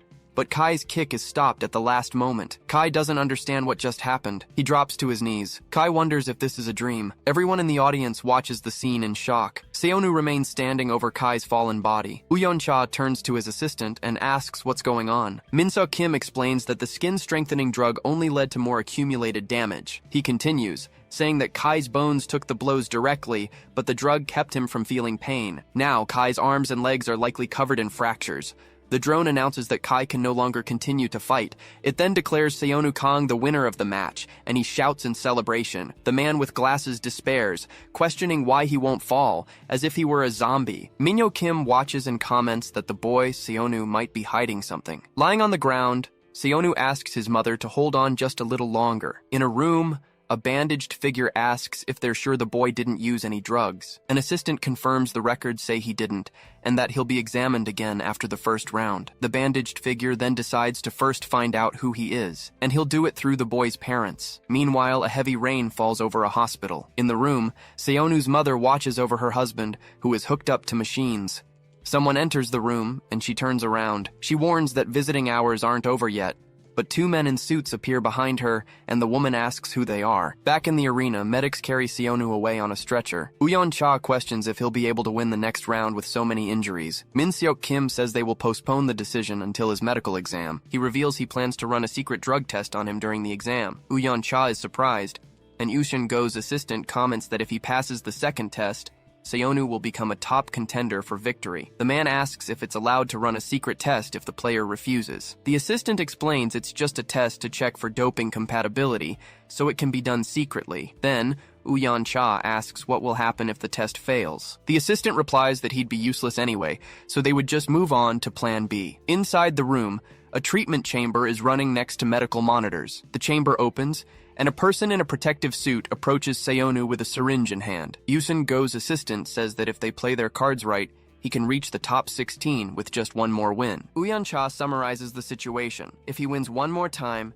he'll reach the top 31. With the betting money included, he could even make the top 16. The assistant confirms this. However, Uyeon doubts people will place such high bets on Seonu, given his severe injuries. The assistant reminds him that Seonu has already won 2 rounds without using any drugs, and no one has ever won a single match in this tournament without doping. The fact that he reached the top 62 without drugs will attract the attention of many VIPs, generating a huge amount in bets with just one more win. Uyeon-cha says that means nothing, as he won't win without the drugs, and suggests they pick a safer option. The assistant believes Seonu has already realized he needs the drug to win and save his family. Uyeon-cha states that if his body is intolerant to drugs, they'll discard him regardless of the outcome. The man confirms he has already arranged to cut off the hospital payments and the security for Seonu's parents in case of failure. His boss agrees, adding that Seonu won't be around to hear the news about his parents anyway. The assistant announces an agent will bring the results shortly, and Uyeon-cha comments that these are the benefits of having a secretary from the combat wing. He then asks the assistant why he's risking his life,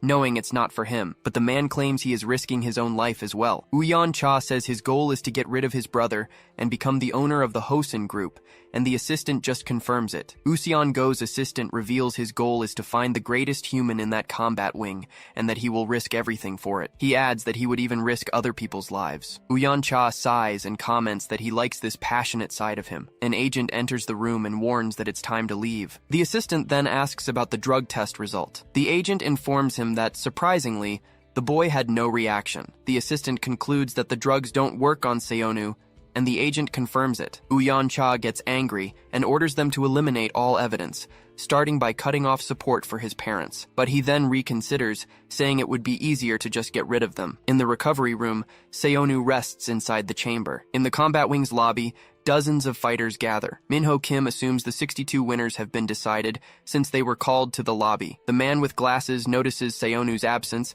and deduces he's still recovering. Minho says that might be for the best, as the fights will only resume once everyone has recovered. Minho Kim comments that it might be a good time for Seonu to rest, but is surprised by Amanda's stretching. She then states that he looked tired from the start. Minho Kim comments that fights here usually leave injuries, as happened with him and Seonu, but he points out that the two of them reached the top 62 completely unharmed. He then turns to the man with glasses and mentions his arm in particular. No one expected such an extraordinary right arm like that. The man smiles and admits he didn't know his arm could change that way either. As for Amanda's opponent, he said he wouldn't use his arms against a woman, and ended up knocked out with a single blow. To be honest, Minho saw her knock out her opponent so fast that he still doesn't know exactly how she defeated him. Minho Kim then asks if she can tell him how she did it. She turns and questions why she would tell him that. Amanda explains that he might become her opponent in the near future. Suddenly, Menon appears and asks why he was left out of the conversation. He then brags to the group,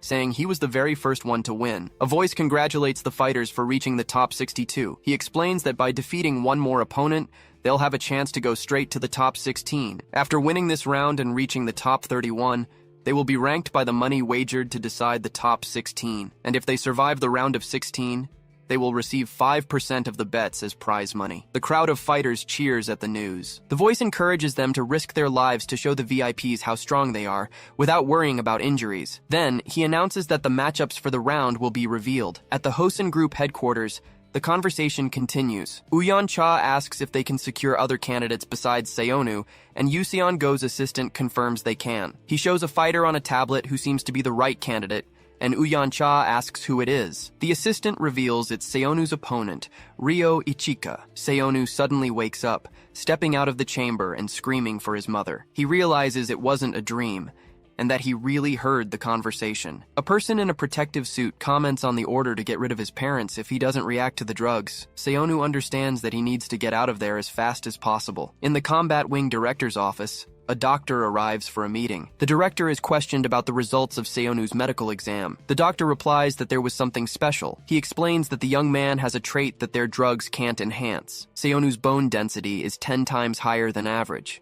His superior finds the information incredible, but the doctor reveals there's more, and the director asks what it is. He states that the boy's recovery speed is excessively fast. Showing the data, the doctor corrects himself, saying the process resembled regeneration. The new information surprises the director. The doctor suggests that Seonu could provide clues for the regeneration drug they're searching for. Understanding the boy's importance, the director asks if his parents have been secured. The doctor apologizes, and his superior demands to know the reason for the failure. He begins to explain that when his team arrived at the location, someone had already gotten there first. In the recovery room, Seonu sits up suddenly. He says that something bad might happen to his parents if he doesn't get to them now. But the young man realizes there isn't even a vent for air to escape the room. Determined, he tries to open the door to look for an air duct or another exit. He is then surprised to see someone entering the room. A young woman comments that it's good to see him up close, and introduces herself as Seungyeon Cha. Seonu tells her to get out of his way. She advises him not to look for his parents,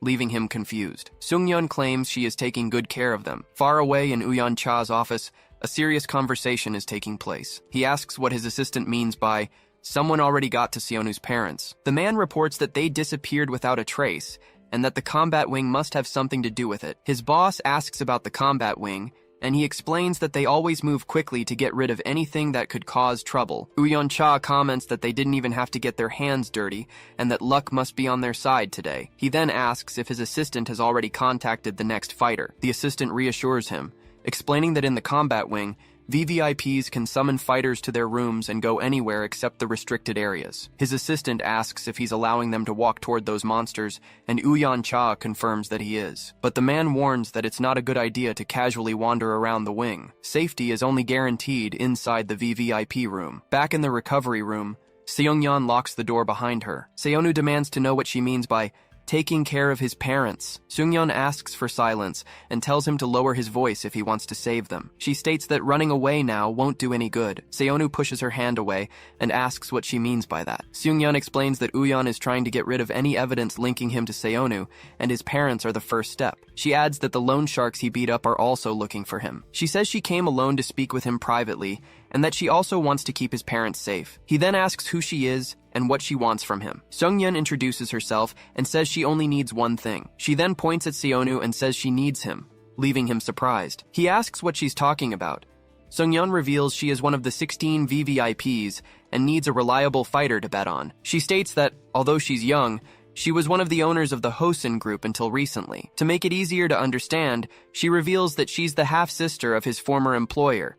She adds that she was kicked out of the Hosen group because of his schemes, but she was already planning to leave and her businesses are doing well, so she doesn't mind being kicked out. Seungyeon reveals that she still doesn't want her brothers to ruin her father's company, and that she can't let that happen. Seonu asks her what all of this has to do with his parents. She explains that, to sum it up, her siblings and she are constantly spying on each other, and she's been keeping a close watch on her second brother. When she saw him go to great lengths to recruit him, she approached his parents to find out more about him. Seungyeon realized he was even more incredible than she thought, and she concludes by saying she couldn't let her brother monopolize his extraordinary genes. Seonu questions the mention of his genes. Seungyeon warns him that the important thing is that many people are looking for his parents. He then asks what she wants him to do if running away is useless. She claims to be sure that there's only one way to save him and his parents. Seonu asks what that one way would be. Seungyeon declares that he needs to win. She reveals her plan to make a deal that will ruin her brothers by betting on the Combat Wing Championship, and she guarantees that if everything goes as planned,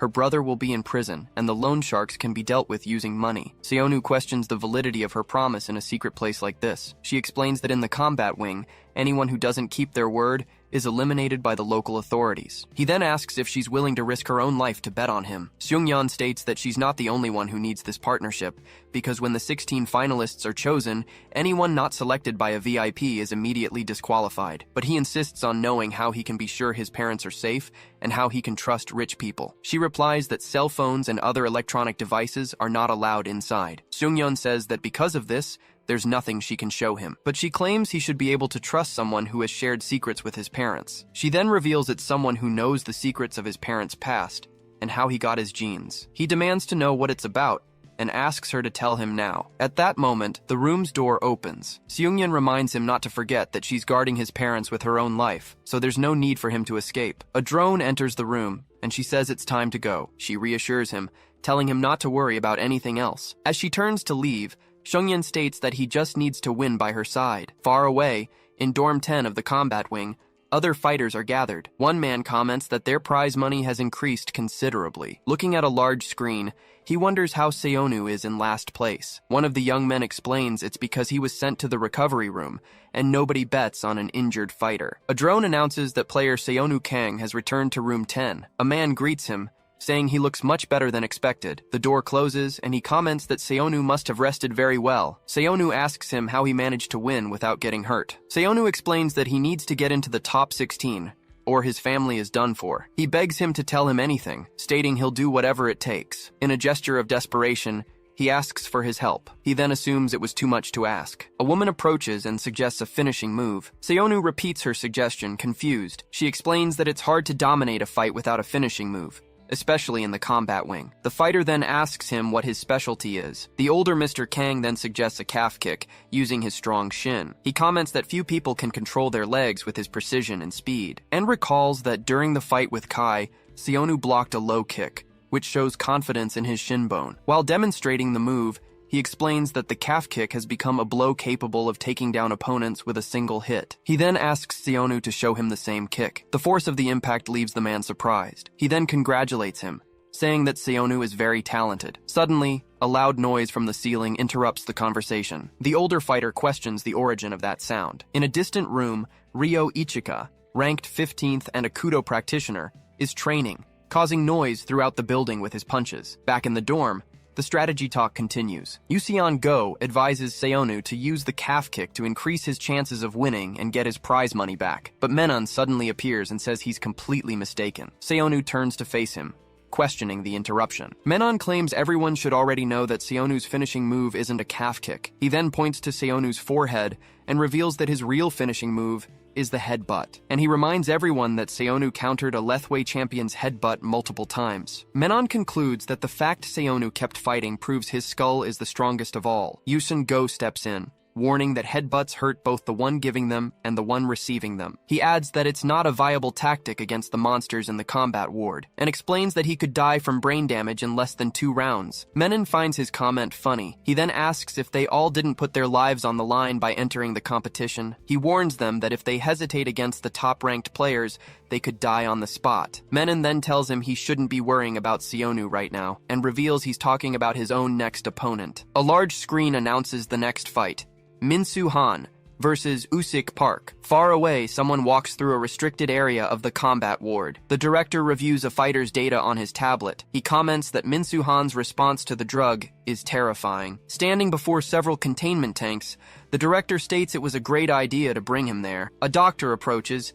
and his superior says he must be proud of his son. He then bows, saying it was all possible thanks to the director. The doctor convinces himself he made the right decision, as he had no other choice. The doctor recalls a time before he knew about the combat ward, when he used to come home late. Back then, his son suffered from a rare disease that consumed his muscles and would ask for help just to stand up. He felt helpless, as he was just a salaried doctor with nothing he could do. Just when he thought all was lost, he received a message from the hospital director, whom he had never met. The doctor could never have imagined why he was summoned to the hospital's crematorium. He was led down a staircase into an unknown world. The hallway revealed countless people suspended inside containment tanks. Upon entering the building he was summoned to, he faced a new reality. There was a list of famous people and renowned scientists, but he wasn't interested in why they were there. Then he saw the results of the drug tests being conducted. Seeing those results, he couldn't hold back his tears. The director surprised him from behind and asked what he thought, as the doctor thought of his son. Then,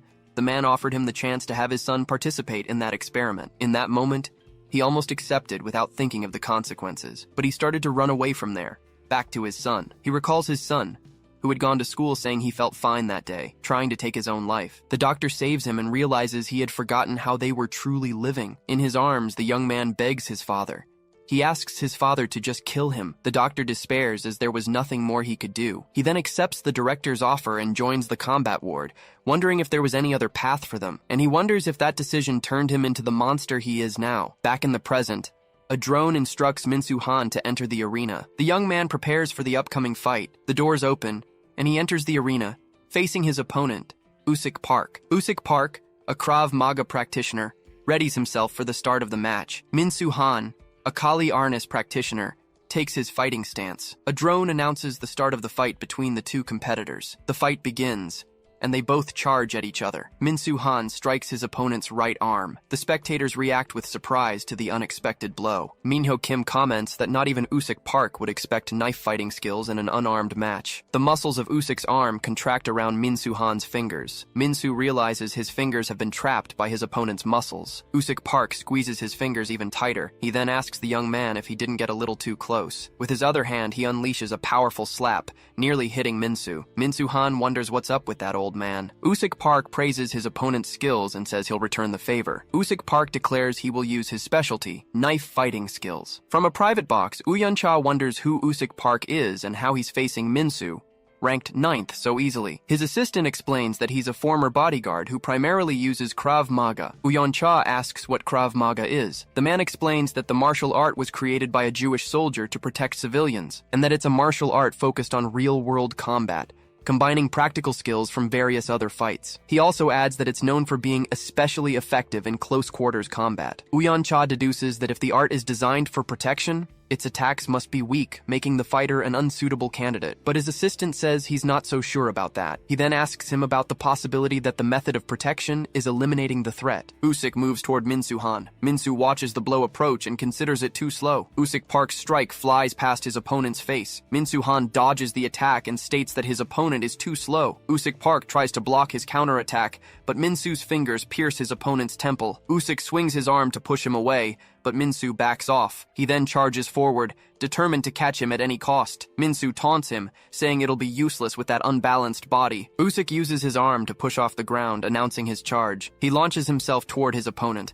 The fighter hits him with a blow that slams him to the ground. Minsu Han takes the impact directly to his face. Usyk presses him against the wall with several blows, but his adversary says it's useless. He then backs away after being hit. Minsu hits him in 2 vital spots on his chest. He comments that Usyk managed to stop him and wonders how long that will last. Minsu then unleashes a series of rapid attacks against Usyk Park's body. Usyk Park admits he can't keep up with the speed of the attacks. Minsu Han then hits him with a final blow to the back. The scene leaves the other fighters completely stunned. Minho Kim wonders if that's the true strength of a 9th-ranked player, and if there's any way to beat him. Even covered in injuries, Usyk Park remains standing. Minsu taunts him, asking why he clenched his fists and if he's given up on his knife-fighting skills. Usyk Park then stretches out his arms, opening his guard. His opponent questions the tactic, asking if he plans to grab him if he gets closer. Minsu advances, declaring that it won't work on him and that his opponent must die. He then strikes Usyk Park's back once more. He then throws a punch into his own stomach. Minho Kim watches the scene, surprised by the fighter's action, but Amanda explains that he wasn't just punching himself, but trying to grab something. She reveals he was trying to remove his opponent's fingers that were attacking him from the inside. Minsu calls him a crazy old man as he prepares to attack, but Mr. Kang lands a solid punch on him. The impact sends him flying through a window. Mr. Kang states that he hasn't defeated him yet, and needs to land another hit. He realizes the muscles in his right arm have taken a lot of damage. Even so, he needs to attack him again somehow. Declaring it's his only chance, he charges forward. Then he yells that he just needs one more hit. Mr. Kang stumbles as he runs. From a distance, Seonu Kang shouts for his father to hang in there. Fallen, Cheol says he's lost too much blood and can't lift his arm. He apologizes to his son, but then questions what he's thinking. Cheol orders himself to pull it together and points forward. Cheol Han reveals that he's actually right-handed, and then he strikes Usyk Park in the head. Seeing this, Seonu Kang screams his father's name. Usyk manages to block the attack by piercing his own palm. Cheolhan congratulates him on the desperate attempt, but he states that his fingers are longer and pushes them through. Usyk Park spits up blood. He then collapses to the ground. Seonu calls out for Kang. Minsu shouts Seonu Kang's name. He tells the young man to take a good look, because that old man is going to die because of him. Minsu then delivers a final blow. In a memory, Usyk Park holds him and says he needs to rest, but the young man asks to go a little longer. Usyk Park says that if he had spent more time like this with his son, maybe things would have been different. Seonu Kang realizes that maybe this is what it would have been like if he were close to his father. The young man wonders if he'll get another chance, but Usyk reassures him, saying a father wouldn't leave a son like him behind. He then states that, likewise, he won't die and leave his own son. A drone announces that the match has ended with Minsu Han's victory. Cheolhan steps on Usyk Park's head. He laughs and exclaims how fun this place is. Seonu leaps towards Minsu. He gets up and faces Minsu as drones fly over the arena. Watching from afar, Minho Kim notices the guides aren't shooting at him. He then assumes the drones don't fire as long as there's no actual fight. The two opponents stare each other down from a distance. Seonu Kang yells at him to get his foot off. Minsu dares him to take it off himself. He charges forward, yelling once more for the punk to get his foot off. Minho Kim moves in, declaring he needs to stop them somehow. Then, Menon grabs Seonu Kang from behind. Seonu struggles and shouts for him to let go. Menon says he should at least live long enough to use the skill he taught him. He continues to struggle, demanding to be released.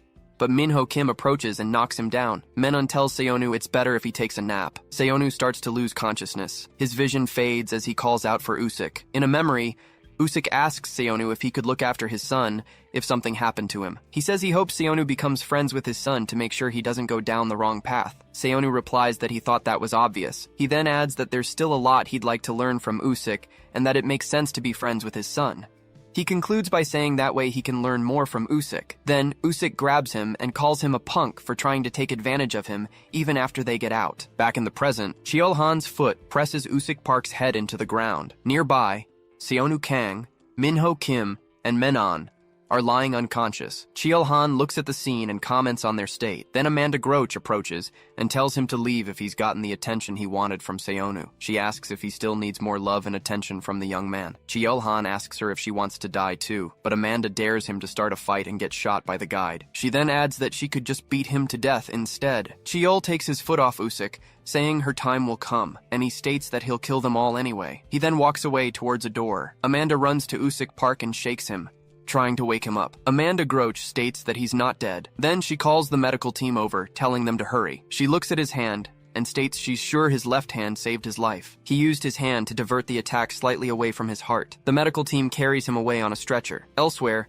Uyan Cha's assistant exclaims that Minsu is a complete monster. Uyan Cha questions how he can use his fingers as a weapon. His assistant explains that it's because the effect of Minsu's doping is very special. Most muscle enhancement drugs just increase muscle size. But in Minsu's case, the tendons, ligaments, and other tissues around the bones have been drastically enhanced. He concludes that this could be much more useful in combat than Seonu's enhanced bones. Uyan Cha then asks if they shouldn't try to recruit him immediately. The assistant replies that Minsu is a fighter managed directly by the director, so it's not easy to contact him. He reassures him that there are still many other fighters to choose from, including those in the next match. Uyan Cha asks if he's referring to that female capoeira specialist. The assistant confirms he was, but Uyan Cha questions if capoeira isn't just a type of dance. His assistant explains that while it looks like a dance, it's not for entertainment, and its origins trace back to when African slaves were taken to Brazil. To escape oppression and harsh conditions, they developed this martial art. It was disguised as a dance to deceive the guards watching over them. He describes it as a martial art of sorrow and pain,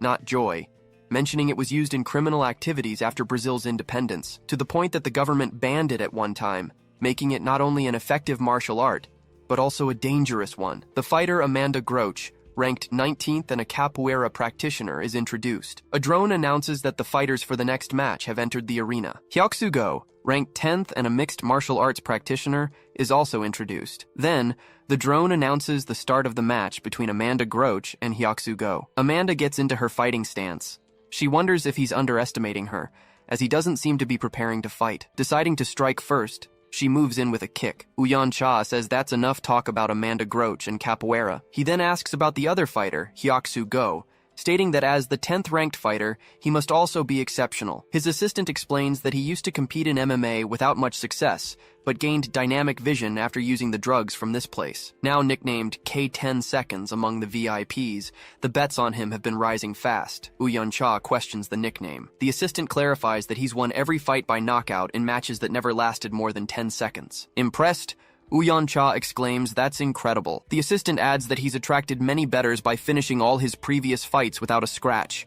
With the fame of his 10-second streak, the hype around him has grown even more. If he can keep this title, he'll draw a huge amount of money and jump to at least 5th place immediately. In the arena, Hyuk-soo-go waits for the fight to begin. The drone announces the start of the match, and a timer shows 1 second. Hyuk-soo-go watches Amanda's attack, declaring he can see everything with his dynamic vision. He then blocks her strike, even though he wasn't prepared. But confused, he looks at the ground and wonders why the floor is there. On the ground, he realizes she defeated him in 10 seconds. The timer hits 10 seconds as Amanda stands over her defeated opponent. Then, the drone announces Amanda Groch's victory, and she states that some techniques are too fast for the senses to follow. Uyeon-cha stands up and asks what just happened. His assistant explains the problem was that Hyuk-soo thought he only needed to block 1 kick, and immediately went on the offensive. Uyeon-cha asks if that isn't how fights work.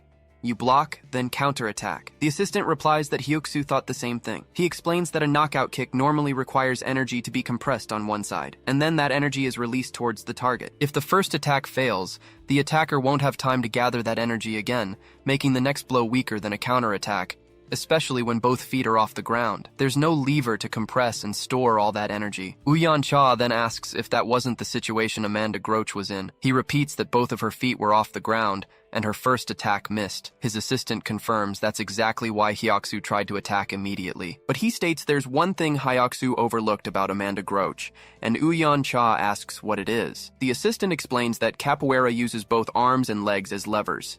He continues, saying Amanda received a power drug that increased her muscle density instead of size, making her attacks fast and powerful. So he states that, right now, Amanda can attack with great power and speed in any situation.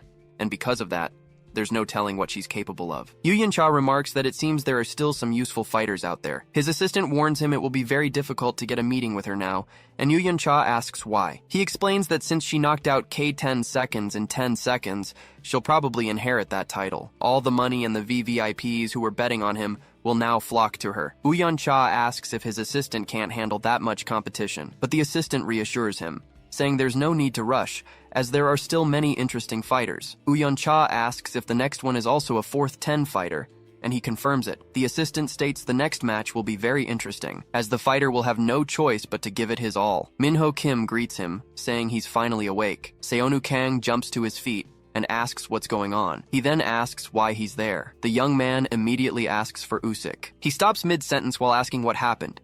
Amanda Groch appears at the door. Minho says he's alive, so she asks if he's done yet. She states that she felt him breathing. Amanda then tells Minho his match is soon and asks if he shouldn't be warming up. He replies that he knows, as that opponent might be the reason he came here. In a flashback, a man assures him he'll make him find the person who murdered his brother in combat. Minho Kim asks him how he would know who it is since he doesn't even know his name. The man replies that they know he entered the combat wing and is a former boxer. He adds that he'll give more details later, but it's certain there aren't many ex-boxers in the wing. Back in the arena, the fighter Wanu Choi, ranked 16th and a boxing specialist, is introduced. At this, his assistant begins to describe the 5th place holder. In 5th place is Lev, a Systema practitioner. Working as a Russian bodyguard, he was also a former member of the Special Forces. Rumor has it he eliminated everyone who tried to harm his clients. During that time, he ended up under investigation for excessive force after killing 8 assailants, which is why his employer decided to drop him. However, a short time later, a man hired him again as a bodyguard and gave him a new identity. The one who offered him this second chance and brought him here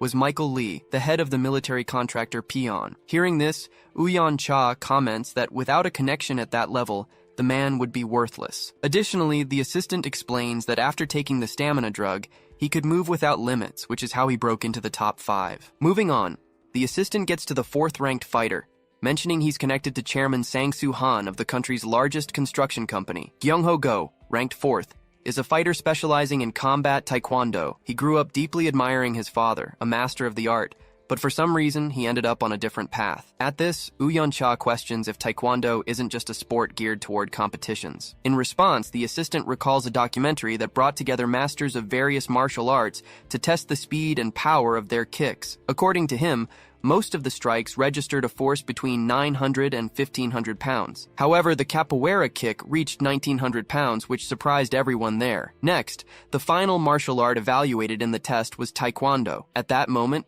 the registered impact reached an impressive 2,300 pounds, leaving Uyan-cha completely shocked. The assistant further adds that Gyongho is an expert in combat taekwondo, and that no one in this wing can match his power. Next, he introduces the third-ranked fighter, Ryan, a doping addict brought in by the president of CT Bio. Obsessed with getting stronger, Ryan underwent all kinds of experiments, including having steel fused directly to his bones. With constant drug use affecting his mind, he ended up becoming a mentally unstable fighter. In second place is Taerim Ma, a currently wanted criminal. Hired by Dong-soo Park, he surprises Uyan-cha, who can't believe someone like that reached second place. The assistant explains that little is known about this fighter, but there's one thing everyone knows. He's a psychopath who came here just to enjoy the thrill of killing without being caught by the police. His fighting style is so overwhelming that most of his opponents died without even realizing what was happening. Uyan-cha then exclaims that they are all absolute monsters. At this, the assistant states that the real abomination will be the #1 ranked fighter, the former champion. Hearing this, Uyan-cha starts to ask about who holds the top spot. Before he gets an answer, however, the doors are broken down by a huge man. Surprised, Uyan asks who he is. The newcomer apologizes, explaining he can't control his own strength. This is Kam, a Gurkha mercenary and the #1 ranked fighter. In shock, Uyan-cha yells for a guide. Immediately, drones approach Kam on high alert. Just then, another man enters, calling him a fool, and Uyan immediately recognizes him as his brother. Executive Director Ikyon-cha asks if he really thought he could beat him here. In response, Uyan-cha reminds him of the bet and tells him to start packing his things. However, Ikyon calls him an idiot for putting a student in a bet that involves his position at the company. Uyan reacts immediately to the taunt. His brother then warns him about breaking a certified bet and says he better not ask for help later. Before leaving, he wishes Uyan fun with the kid he brought and leaves with Kam. Alone, Uyan-cha fumes with rage. He then yells at his assistant, asking what's being done and ordering him to find someone who can defeat Kam. He then starts to wonder if it's too late, and if the winner isn't supposed to come from the top 5. The assistant replies that the chances are indeed high, but points out that it's not an absolute rule. He explains that the effects of the drugs can be unpredictable, and because of that, some fighters emerge as potential winners from within the top 16. Although this process can take time, he states that's exactly the type of fighter they are looking for. At this, Uyan-cha asks if he has anyone specific in mind. The assistant reveals that, in fact, 5 names have already been considered. The first is Ryo Ichika, who will fight Seonu. Besides him, he also mentions Amanda Groach and the judo master Wu Gangju. Continuing, he explains that the other 2 candidates are the very ones who will face each other in the next round. They are the 2 boxing underdogs, Minho Kim and Wanu Choi. In the arena, Minho Kim faces Wanu Choi. Already in a fighting stance, he asks his opponent if he knows someone named Minseong Kim. Maintaining his fighting stance, Wanu Choi replies, asking how he couldn't know him. This response triggers an intense reaction from Minho Kim. Minho Kim claims he knows his brother and gave up everything to find him. Minho lands a punch straight to Wanu Choi's face. He demands to know who he is. Another blow lands squarely, sending his opponent flying back. Wanu Choi spits from the force of the impact. Minho grabs him and demands to know why he did it. Then he lands a kick to Wanu's face. The impact throws him violently against the wall. Minho Kim approaches and asks again why he did it, but Wonu, lying on the ground, says, "That's enough." Minho simply asks what he means. Wonu starts to get up from the floor. He explains that he needs to take a few hits for his drug to kick in. Wonu then says he was wondering if there are different levels for the speed drug. Minho misses a punch and is hit by a kick to the head. Then Wonu attacks again, but his opponent dodges. He charges forward, yelling for Minho to get back here. Minho realizes he can't find his weak spot, no matter how fast he moves. Wonu reappears in front of him and says it seems his theory is true, but Minho surprises him with a clean punch to the face. Wonu declares that was a punch at maximum speed. Then he grabs Minho's head, who cries out. Minho is thrown far away and rolls across the floor. Wonu states that there's a risk of getting beaten, but the effects of his drug are top-notch. He approaches and tells his opponent to stop moving so the ref can end the fight, and concludes that this leaves him no choice but to kill him. Minho remembers his brother saying that when you think it's over, take one last deep breath. His brother concluded that it would give him one last chance. Minho's heart begins to pound intensely. Wanu Choi leaps back to dodge the sudden attack. Minho lands with force, cracking the ground beneath his feet. Wanu wonders if he also gets stronger after taking damage. Then Minho rushes forward with a powerful punch. Wanu decides he needs to dodge at maximum speed. He throws himself to the side, trying to escape, but Minho intercepts him in mid-air with a punch. He realizes he can no longer dodge. Minho asks why he killed his brother. Then a violent punch hits him square on. The impact sinks Wanu into the ground, which shatters completely. The director of the combat wing reveals that it's the second transformation. Lying in the crater, Wanu Choi coughs. Minho Kim approaches and asks for the last time why he killed his brother. Then Wanu confirms that it's true, and that Min Seong was murdered. Minho Kim questions how Wanu knows his brother if he isn't the killer. Wanu replies that any boxer would know the champion with the world record for title defenses, so Minho demands to know who would do such a thing. Wanu starts to explain that there's an addict who only goes after boxing champions, but he passes out before he can finish the sentence. Minho yells for him to say who it is before he blacks out, and the drone announces that Wanu Choi cannot continue. The match ends with Minho Kim's victory, as a notification shows the betting money has increased. Watching on a tablet, Uyan Cha comments that this kid, Minho, is incredible. The director's assistant notes he underwent a second transformation without drugs, and the director states that the results of his experiments are starting to show. He adds that, although they're not at the level of the first Transcendent from 20 years ago, some are reaching 80% of the transformation. The director explains that they've been using the first Transcendent's genes as a base since he disappeared. He then wonders where the Transcendent went, lamenting his disappearance. Meanwhile, Seonu Kang kicks a door hard. Seonu Kang pushes himself during his training and says he needs to go a little further. Menon approaches and asks why he doesn't stop for a bit. Then, he questions if Seonu is trying to destroy the place. Menon warns him that if he keeps up this pace, he'll pass out before the match even starts. Seonu states that he needs to be as strong as the monsters in this place. He remembers Usyk Park explaining that muscles pushed to their limit recover stronger than before, and that the most important factor for muscle recovery is sleep. Usyk Park advised him to split his day, alternating between training at his limit and getting deep sleep twice. That way, he could get stronger twice as fast as others. But he also warned that this would require an incredible recovery ability, just like the one Seonu has. Back in the present, Seonu pants and says that twice isn't enough. Menon asks if he's going to sleep again. Seonu, however, starts to unstrap the weights from his ankles. Next, he drops another set of heavy weights on the floor. Menon yells that he told him to be prepared to die, not to actually kill himself. Seonu then enters a recovery pod. He thinks that this is the third time, and as he was told, he'll trust his recovery speed. Menon comments that he trains intensely 3 times a day and expects to recover with just 3 naps. He smiles and considers that if Seonu succeeds, things will definitely get interesting around here. A drone approaches and instructs Menon to enter the main arena. He replies that he hopes to get a good opponent this time. Woo Gong-ju, a judo fighter, lands hard in the arena. From a VIP box, Ikyon Cha asks if Wu Gang isn't one of the top 5 candidates he was told about. Wooyeon Cha's assistant explains that he gained extraordinary grip strength from his enhancement drug. He continues, saying his grip can crush muscle and bone, making opponents lose the will to fight. But the real danger is his judo skill, which can shatter the bones of anyone he throws to the ground. Ikyon Cha asks about Wu Gang's opponent, Menon, and comments that, being ranked 45th, he's probably not worth much attention. Uyan Cha's assistant replies that he has no information on him, leaving Ikyon surprised. He explains that it seems Menon was recruited directly by the combat wing, and they have no information on his background or martial arts, and adds that the effect of Menon's drug has not yet been determined. In the arena, Menon licks his own arm as he's announced. Woo Gang-ju is introduced as the 15th ranked fighter and a judo practitioner. Then, the start of the fight between Woo Gang-ju and Menon is announced. Woo Gang states there's no need to drag out the fight, and that they should end it in one blow. Menon dodges his attack and simply replies, "Sure." He appears behind Woo Gang, saying his back is wide open, but Woo Gang suddenly grabs him and declares, "1 point." Woo Gang-ju slams Menon into the ground, which shatters on impact, but it's Woo Gang who ends up hanging from the arena wall. Ikyon Cha screams that he was smashed into the ground. Uyan Cha's assistant says he knew he was good, but didn't expect it to end so quickly. Then, the drone announces the match is over, with Wu Gangju unable to continue. Wu Gang's lifeless body falls to the floor. Manon is declared the winner of the match. Ikyeon Cha asks what just happened and why Wu Gang is in that state. The assistant replies that he has no idea, and that this has never happened before. Lying on the floor, Manon says Seonu should be waking up soon, and that he'll check if he's well done or completely burnt. Meanwhile, the recovery capsule opens.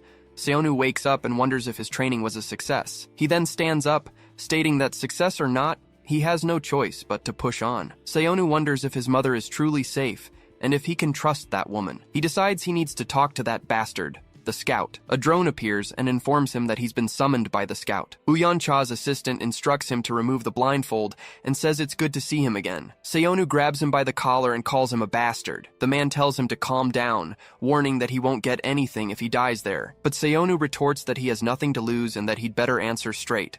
He then asks if the man knows where his parents are. The assistant replies that, of course he knows, and reveals that he is taking care of them right at this very moment. Seonu yells at him not to lie, saying he heard the person in the recovery room talk about getting rid of his parents. The assistant admits the VIP asked him to do it, but he claimed Seonu's parents had disappeared and continued to look after them. The man pushes his hand away and states that he's already bet everything on Seonu, and the VVIP will have no choice but to trust his judgment. Seonu starts to say what the woman told him, but the assistant questions if he really thinks the voice in the recovery room belonged to one of his agents. He recounts that Seonu heard about his parents' death the moment he woke up, and right after, a woman named Sungyeon visited him. The assistant then asks if he truly believes all of this was just a coincidence. He claims everything she says is a lie, and that's why even her own father kicked her out of the company to protect his two sons. Seonu calls him a fool and insists that woman knew his parents. The assistant asks what proof she showed him, and Seonu admits she had none, since nothing is allowed inside. The man then asks, "How about this?" As he rolls up his sleeve. He reveals a message written on his arm that reads, "Son, I'm okay. Don't worry about me." Seonu immediately recognizes it as his mother's handwriting. The assistant adds that she even wrote the date, so he knows who she was with today. But Seonu argues that handwriting can be easily forged. The assistant says the decision to believe is his, but first he'll tell him what he's thinking. He explains that to get his boss interested in Seonu again, he exaggerated his opponent's skills to keep an eye on him. If Seonu beats that person, Director Cha will have no other choice, and all he needs to do is win with them for his problems to be solved. He quickly asks who the next opponent is. Then his opponent, named Ryo Ichika, enters the arena. Usyk-go's assistant points out that Sungyeon isn't interested in winning the championship, only in ruining her brother's plans. He continues, explaining that she has no reason to protect Seonu Kang's parents, and he warns him that if he doesn't choose to work with them, he won't be able to protect his parents anymore either. Seonu asks himself who he should trust, but he has no time to think about who's telling the truth right now, because it will all be for nothing if he doesn't defeat Ryo Ichika. From his box, Usyk-go says that if Seonu is eliminated, Sungyeon's expression will be memorable. Sungyeon Cha simply replies that they'll see who's smiling at the end of the match. Ryo Ichika takes his fighting stance in the arena. From his stance, Seonu deduces that a calf kick could work against that type of striker. He then moves toward Ryo, but Ryo Ichika throws a kick first. Seonu moves to dodge and counter-attack. Ryo, however, grabs his leg. Ryo throws him to the ground and punches him. He then attacks again while Seonu is still down, but Seonu manages to roll away, escaping the blow. Usyk-go is surprised by the ground techniques, as he believed he specialized in striking. His assistant explains that there are no limits to Ryo Ichika's attacks. He details that in Kudo, they also practice grappling techniques, like throws and joint locks. Furthermore, they practice headbutts and groin attacks, which Usyk-go considers unfair. The assistant concludes that facing Ryo in close combat is hell, as they use any attack that can be done with bare hands. Back in the arena, the two fighters face off. Ryo Ichika watches his opponent closely, and he notices that Seonu shows not the slightest bit of fear. Seonu then moves in with a punch. Ryo dodges Seonu's next punch, and he counters with a kick to Seonu's body. Seonu falls to the ground from the force of the impact. Satisfied, Usyk-go declares that the boy is finally done for. Ryo Ichika notices something and wonders why his opponent is smiling. Down on the ground, Seonu just smiles at him. Ryo then charges, yelling that he'll wipe that smile off his face. Seonu clings to his opponent, who asks if he really thinks that will work. Ryo warns him that he can use more than just striking techniques and grabs him, but Seonu bites his thigh. Ryo calls him a bastard, then he lands an elbow on Seonu's back. He questions if Seonu thinks he's some kind of animal. Seonu lifts his head and glares at him, then Ryo hits him with a kick to the face. Seonu is dragged across the floor by the impact of the blow. Ryo wonders if he allowed his opponent to get to him. He realizes his kick was weak because he couldn't get a good stance as he looks at the wound on his thigh. Ryo then questions if Seonu is, in fact, a beast. Uzan-go, shocked, wonders what the hell is going on. His assistant then comments that Seonu is the one who isn't restricted by any rules. Seonu moves toward Ryo again. Ryo asks if he thinks that's going to work a second time. He wonders if his opponent will bite his leg again. He then prepares to attack, stating he won't fall for that again, but Seonu hits him in the head with a kick. Usyk identifies the move as a capoeira technique. In a flashback, Seonu asks Amanda Groach to use some of capoeira's deadliest techniques on him. He then confirms the request, pointing to himself. Amanda questions him, asking if he's underestimating the power of capoeira. Then she moves toward him and hits him with a kick to the head. Seonu falls to the ground from the blow. Amanda then asks if he's realized he has a talent that allows him to copy any technique he's been personally hit with. Back in the present, Seonu's kick connects with Ryo's face. Propped on one hand, Seonu launches himself upward. Usyk exclaims that it was a groin kick straight to his face. Ryo grabs his opponent's leg, wondering how anyone can move like that, but Seonu hits him with another kick to the head. The blow sends Ryo flying through the air. He lands hard on the arena floor. Seonu advances on him again. Seonu thinks that his body is moving just as he wants and that one more calf kick should end the fight. Ryo gets up and takes his fighting stance. He admits he didn't foresee Seonu's wild and unpredictable moves, but now he'll treat him like a beast to be hunted. Then, Ryo charges toward him. Seonu is surprised by how much faster his opponent has suddenly become. He prepares to dodge the punch and counterattack, but Ryo hits him with a headbutt. Seonu stumbles back from the impact of the unexpected blow. Ryo then lands a powerful punch to his gut. Seonu feels the impact and tells himself to get it together. Ryo grabs him and warns him that he won't have any organs left after this. He then unleashes a series of punches to Seonu's body. Ryo prepares to finish the fight, and he lands a final kick to his opponent's body. Ryo concludes that he's unconscious and the fight is over. Uzan-go celebrates, yelling that it's over for Seonu and Seongyeon. But Seongyeon states that this isn't the end, if what she's heard is true. Seonu suddenly grabs Ryo's arm, who is surprised he's regained consciousness. Ryo says it won't make a difference and prepares to attack, but Seonu hits him with a headbutt. Ryo wonders if his opponent also practiced headbutts. Then Seonu moves toward him. Ryo thinks he now moves more like a monster than a beast, but he's confident he hit his organs. He believes this is a side effect of the drugs and that he just needs to block one attack to counter and win. Seonu lunges forward with a kick. Ryo manages to grab his leg.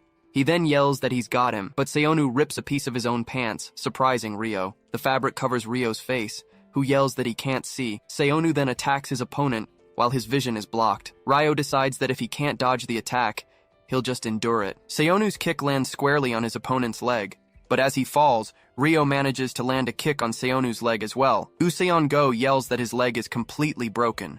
Seonu grabs him, and Ryo wonders how he can still move. Then Ryo says that unfortunately, this is going to finish him. Seonu then lands one more kick on Ryo's other leg as Ryo and Seonu fall to the arena floor. A voice announces that Ryo Ichika is unable to continue the battle. Then, the winner of the match is declared to be Seonu Kang. Usyk-go reacts with frustration to the result, but Seongyeon-cha comments that this is exactly why she likes him. Usyk-go then points out that Seonu is also unconscious, and questions if they aren't both unable to fight. Usyk-go's assistant replies that he doesn't believe that's the case. He explains that at the moment, Seonu is just sleeping. Seongyeon states that, however, now is not the time for him to be sleeping. She observes on a screen that, just as she imagined, people aren't really betting on him. Her assistant explains that no one would bet on an injured fighter, and that the top 16 will be decided by the money wagered. He shows that Seonu is in last place, and warns that if the top 16 are announced before Seonu wakes up, he might not get a chance to pick a VVIP, suggesting she look for another fighter. Seongyeon then asks how much money she currently has available, which surprises her assistant. She states that if the problem is people aren't betting on him, she'll solve it herself. Seongyeon-cha declares that she just needs to push him to the top with her money. Her assistant worries that she might lose all her money, but she cuts him off, saying she's starting. A drone announces a briefing for the next round and summons the 31 players who won. Several drones then fly over the fighters gathered in the arena. Minho Kim looks at Seonu, who is still down on the floor. He wonders if he shouldn't wake him up before the briefing begins. On a large screen, a figure welcomes the 31 winners of the previous round, and also the 16 VVIPs who will be joining them. Several VVIPs, including Seongyeon-cha, are then shown in their private boxes. The figure announces that the top 16 will be determined by the amount bet on each player. Then, a timer starts counting down, giving them 30 more seconds to place their final bets. Seungyeon asks what the difference is between the bets on Seonu and the 16th ranked player. Her assistant replies that the difference is 2 billion won and will likely increase in the final seconds. She then orders him to bet all the money she has on Seonu, right at that moment. He warns her that it's 4 billion won, and that it will all be wasted if Seonu doesn't make the top 16. The assistant insists that she needs to give up on Seonu and bet on another fighter right now, but Seungyeon-cha calmly tells him to bet it all. He then questions her about why she's doing all this. She turns and yells at him to place the bet now. The time for betting runs out. Back in the private box, the two await the results. The assistant reports that he transferred all the money as she requested. He reminds her she's already spent a lot to control her brothers, and asks why she's risking it all. Seungyeon simply asks what the current betting rank is. Her assistant explains that the rankings were hidden when the countdown began. She then concludes that they'll have to wait for the official announcement.